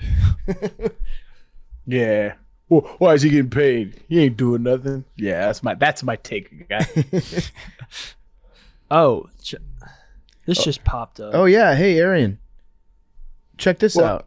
So the I can't see what you're seeing. All right, so the Texans they fired Lovey, which shocker. Yeah, I think a lot of people unfortunately saw it coming, but he was essentially hired so that they could fire him in a year. I think a lot of people knew that there was a good possibility that might happen. They put in a request to interview D'Amico Ryans for their head coaching job. So, that's crazy. You know what's crazy is Andre Johnson has been like, because I went back the other week when they played the Browns, and Dre's like the man over there. I think he's personally vying for like a GM position. He gets D'Amico back. Like it'll be like a whole bunch of like ex-players. That would be a good little look. I would like that. I'll come back. Let me know if they need a running back coach. You think Andre Johnson's he wants to be a GM? I think he does. We ain't had that conversation, but I'm like, why you hanging around the organization so much? Like he's always there. And I asked him, I said, yo, bro. I said, what is your position? Like, what is your position here? He said, I'm Dre. I said, okay. Yeah, I mean, he meant so much to the organization that they're like, yeah, just come hang out and be you. And that's how it should. That's exactly how it should be. Yeah. Okay. So I mean, get the whole band back together. What do you know about D'Amico in terms of like X's and O's shit? He was the cap. They call him Cap. So he was like the captain of the defensive ship. He knows his shit. He's very smart. And he's one of those guys like people go in two ways. You know what I'm saying? When they stop playing football, they either go and like I'm not fucking with football, or like I can't get away from this game. He was one of those guys. And so, and then he has like I had another dude that did this too, Gerard Mayo. Like when you talk to him, they got the coach voice now. Like that's D'Amico. Like I saw D'Amico at the airport probably like half a year ago, and he's got the coach. Hey man, how you doing, man? Everything good? I'm like, bro, like I'm not don't talk to me like that. It's weird. I wanted UT to hire Gerard Mayo when they hired Josh Heupel. Oh yeah, they made the right call. Yeah, probably. Well, I mean, I do think Gerard Mayo. I don't know. Is Mayo might have won. You never know. I think he's going to be a really good coach. Mayo probably would have limited South Carolina to under 60 points. I mean, he probably wouldn't have scored 60 in 5 or 6 games either. That's true. That's true. Who knows though? Well, that's cool. I hope D'Amico gets a good opportunity there, and I hope that'd be cool to have like all the old dudes from the Texans, like the guys that built it into a successful franchise, to come back. That'd be dope. I'll get hired. I'll get fired that same season. Would you want to be a running back coach? That'd be fun as shit. But like as I said, I'll get fired because like I don't do well with like, you know what I'm saying? I got too many questions. You know what I mean? Like, what are we doing this stupid shit for? Like, tell me. Yeah, I don't know how you would be able to handle being in that position of authority, because it'd be bad. Like I would always be bucking heads. I'm like, yo, why? Because I always used to like, one of the things that I think needs to change is like, yo, we don't need to practice so much. Like, we don't need to practice. You either know it or you don't. Player's coach, guys. First order of business: no more practice. Yeah, listen, you guys already made the no NFL. You're good at football. But that was my point. I was like, dog, you could literally hand me after training camp when I know the basic shit. You can hand me the playbook Saturday before the game, because all they do is they'll have like a base set of plays, and then they have like 10, 15 plays that they'll mock up for this game, right? And like you can hand me that shit on Saturday, and I'll know what to do. It's not like rocket science.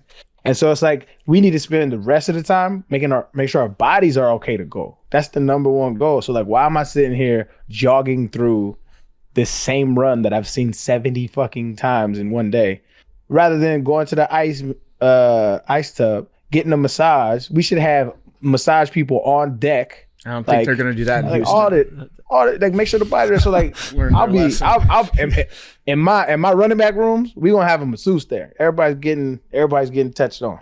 That's yeah. Might not be the right franchise for that right now, but that I like where your head's at, because I've said for a while, not those exact same things like players don't need to practice, but like I do think that there's diminishing returns sometimes when you have a talented team, and maybe there's like some injury prevention that goes along with that. If you practice, I don't know how. Then when you play, I don't know how you just like set off a banger like that and just continue to talk normal. I don't understand how you do that. That's talent. What? Oh, the Sean thing. That was a banger. Well, that was a banger. I thought you were setting me up for it. I was like, I really did. I was dead serious, because like you need masseuses, but Jesus Christ, that was hilarious. Easiest alley-oop of all time.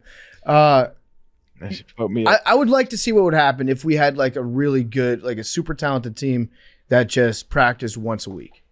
It's like we'll practice on Tuesdays, we'll play on Sundays. Bro, some of the greatest seasons that you have ever seen play, I'm talking about the Randy Moss season. I'm talking about like some of the greatest players that have played, that had the best seasons. They barely, Adrian Peterson, 2K yards. They barely practice.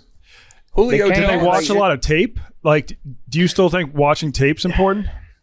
Yeah. Knowing what you're going against, knowing certain situations, knowing down the distance, knowing all of that stuff is very important.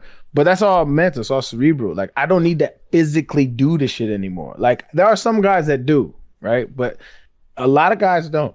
Most of them, I would say, don't. Julio Jones barely practiced for like 3 years. He was pretty good. I'm telling you don't like, once you know how to play the game, you don't need to practice all the time. It's not basketball. Like they go shoot around and then they go to the bar and then they have and then they play the game. It's not, you know what I'm saying? Like, you need to make sure your body's straight. Quarterbacks probably need to that's what I was get a lot of practice, like get the throws, the reads. Yeah, the reads and like the muscle memory of the throws. Yeah, but you could have people like practice squad folks giving you that look. Yes, they need that look. But 9 times out of 10, like your receivers aren't 100%. So you're not even getting the look that you're going to get in the game. You know what I mean? Mm-hmm. Like, because like once you like mid to late season, nobody's going 100% in practice. What about it's hard. What about chemistry? Something that gets worked on with repetitions. Like let's say you're working on an option route out the backfield, like a shoot route, and you need to make sure you're on the same page as the starting quarterback. You don't think there's value in that from like a full speed practice? I think that shit is built in the off season, in training camp. I think that's when that shit is built. During the season, like because the majority, like let's say you play on Thursday, right? There's 0 full speed practices. It's all walkthroughs. You cannot do a full speed practice. So like, there's a lot of chemistry that goes on in between that. Repetition, walkthroughs, stuff like that. Like you just know how to play. And this is why they call you professionals. Like this is the spot we expect you to be in at this moment. If you're not there, we're gonna find somebody that can. What about that's what being a professional is about. What about compete periods? Like, when they practice like the starting offense, starting defense, they're doing like a 2-minute drill, like simulation or, like a certain down and distance situation.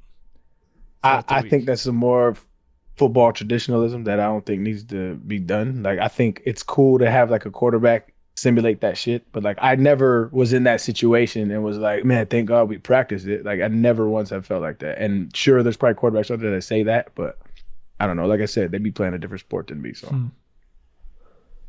I'm a hater. All right, well, I'm fully in favor of getting Arian Foster on the no practice policy as the running backs coach. The running back's so good in Houston. Dameon Pierce, he probably doesn't need to practice.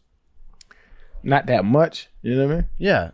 That's actually really interesting you think that way, because you see so much end of game scenarios that go haywire. Like even Josh Allen didn't get a spike off at the right time in a 2-minute drill, like very recently, or was that last season? That you think, like you really don't think there's any value of simulating those situations? About Dak Prescott? He did it recently. Were you ever in a 2-minute drill in practice, right? And then a game came and you were like, oh, if it wasn't for that practice scenario, I would have not known what to do. I've never seen that. You're a professional football player. You know all the rules. You should know all the situations. Like you should be a student of the game. So the situations that you haven't gone through, you've seen. Like there's never been a moment where I was like, damn, I'm lucky I saw that in practice. Like every blitz that happens, the majority of blitzes that I've seen, they don't, like, you can't practice for, because except in college. In college, if they run a 4-3 and they do a what do they call it, like a green dog or a mad dog or whatever the specific blitz is, they line up right for you and it's right there, and practice is valuable. In the NFL, it's never like that. It's like you always see a look you didn't see. The safety's never where you're supposed to be. So you have to know what's going on. Like I said, there's some value in practicing in season, but there's never like full speed. It's no point. Training camp, let's get it in. I totally agree with you on hitting. Like there's no point to have full speed practices in season. What about I feel like being able to tackle is something that's best when you get to practice it occasionally. Or not at all. If you're in the NFL, you know how to hit. Yeah. Not everybody. Who? What? Deion Who? Deion Sanders can tackle anybody. That's a business choice though. He said that multiple times. That's a business decision. There's some. I don't want my corners. I don't want my number one corners knowing how to tackle either. What do you mean? You cover the guy. You cover the guy. I don't need you taking down. I like where your head's at. I feel like you're also talking your way out of a job with D'Amico Ryans. He strikes me as a big practice guy.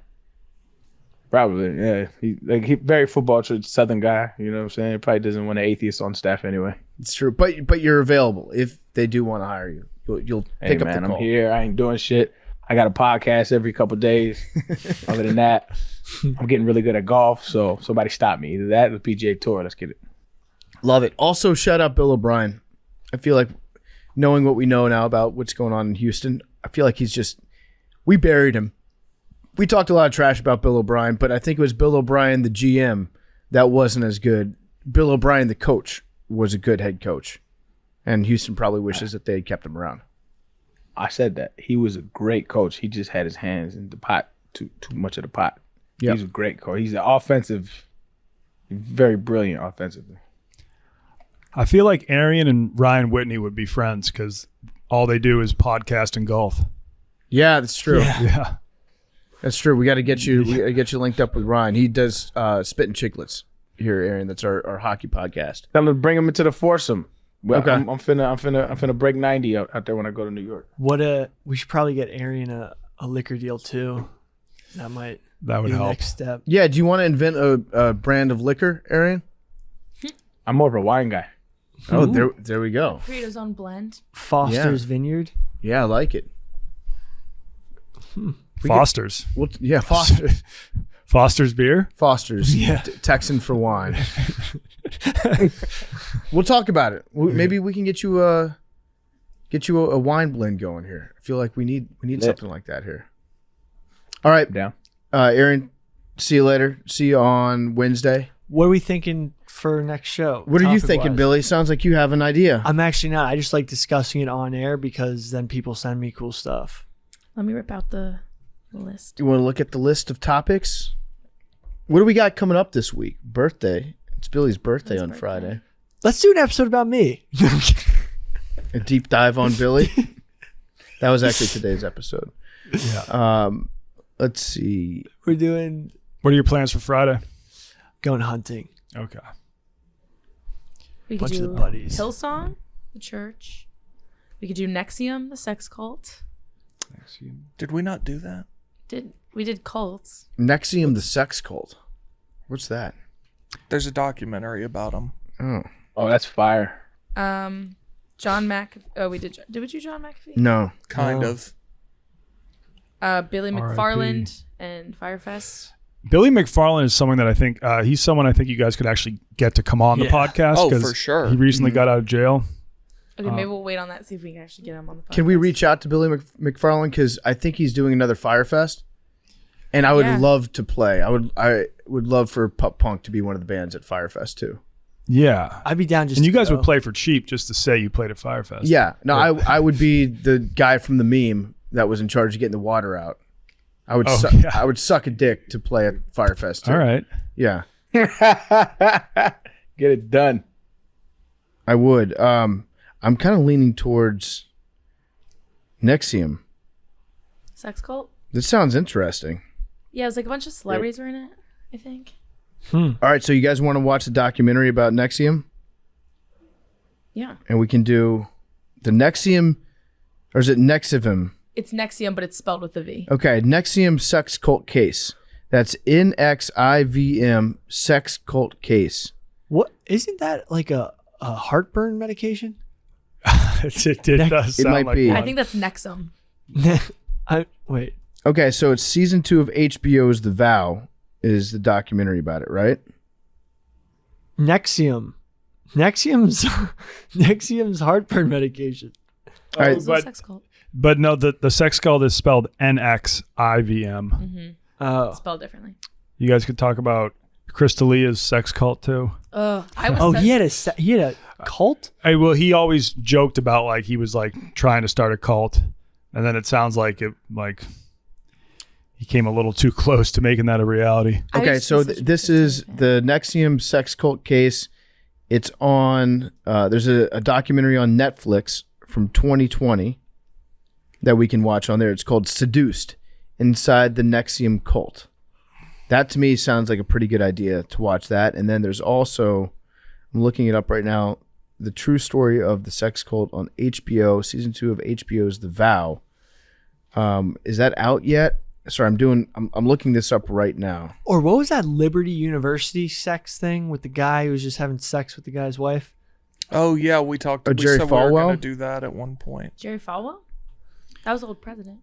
You guys can just group all sex cults into this Are we episode. just too We'll do horny? Nexium / Jerry Falwell. You want to do Nexium / Jerry Falwell? Although that one has a documentary too, that might be too much stuff to watch. Also, between Jerry them. Falwell could be his own episode. Very different vibe. Yeah. I get Liberty University. But do a poll. Do a poll if Okay. people would rather it I'll be do it right now. Nexium or Jerry Falwell. Okay, so vote on the poll. Yeah. Vote on the And poll. we will see you guys on tweet it out. Thursday. Sweet. Love you guys.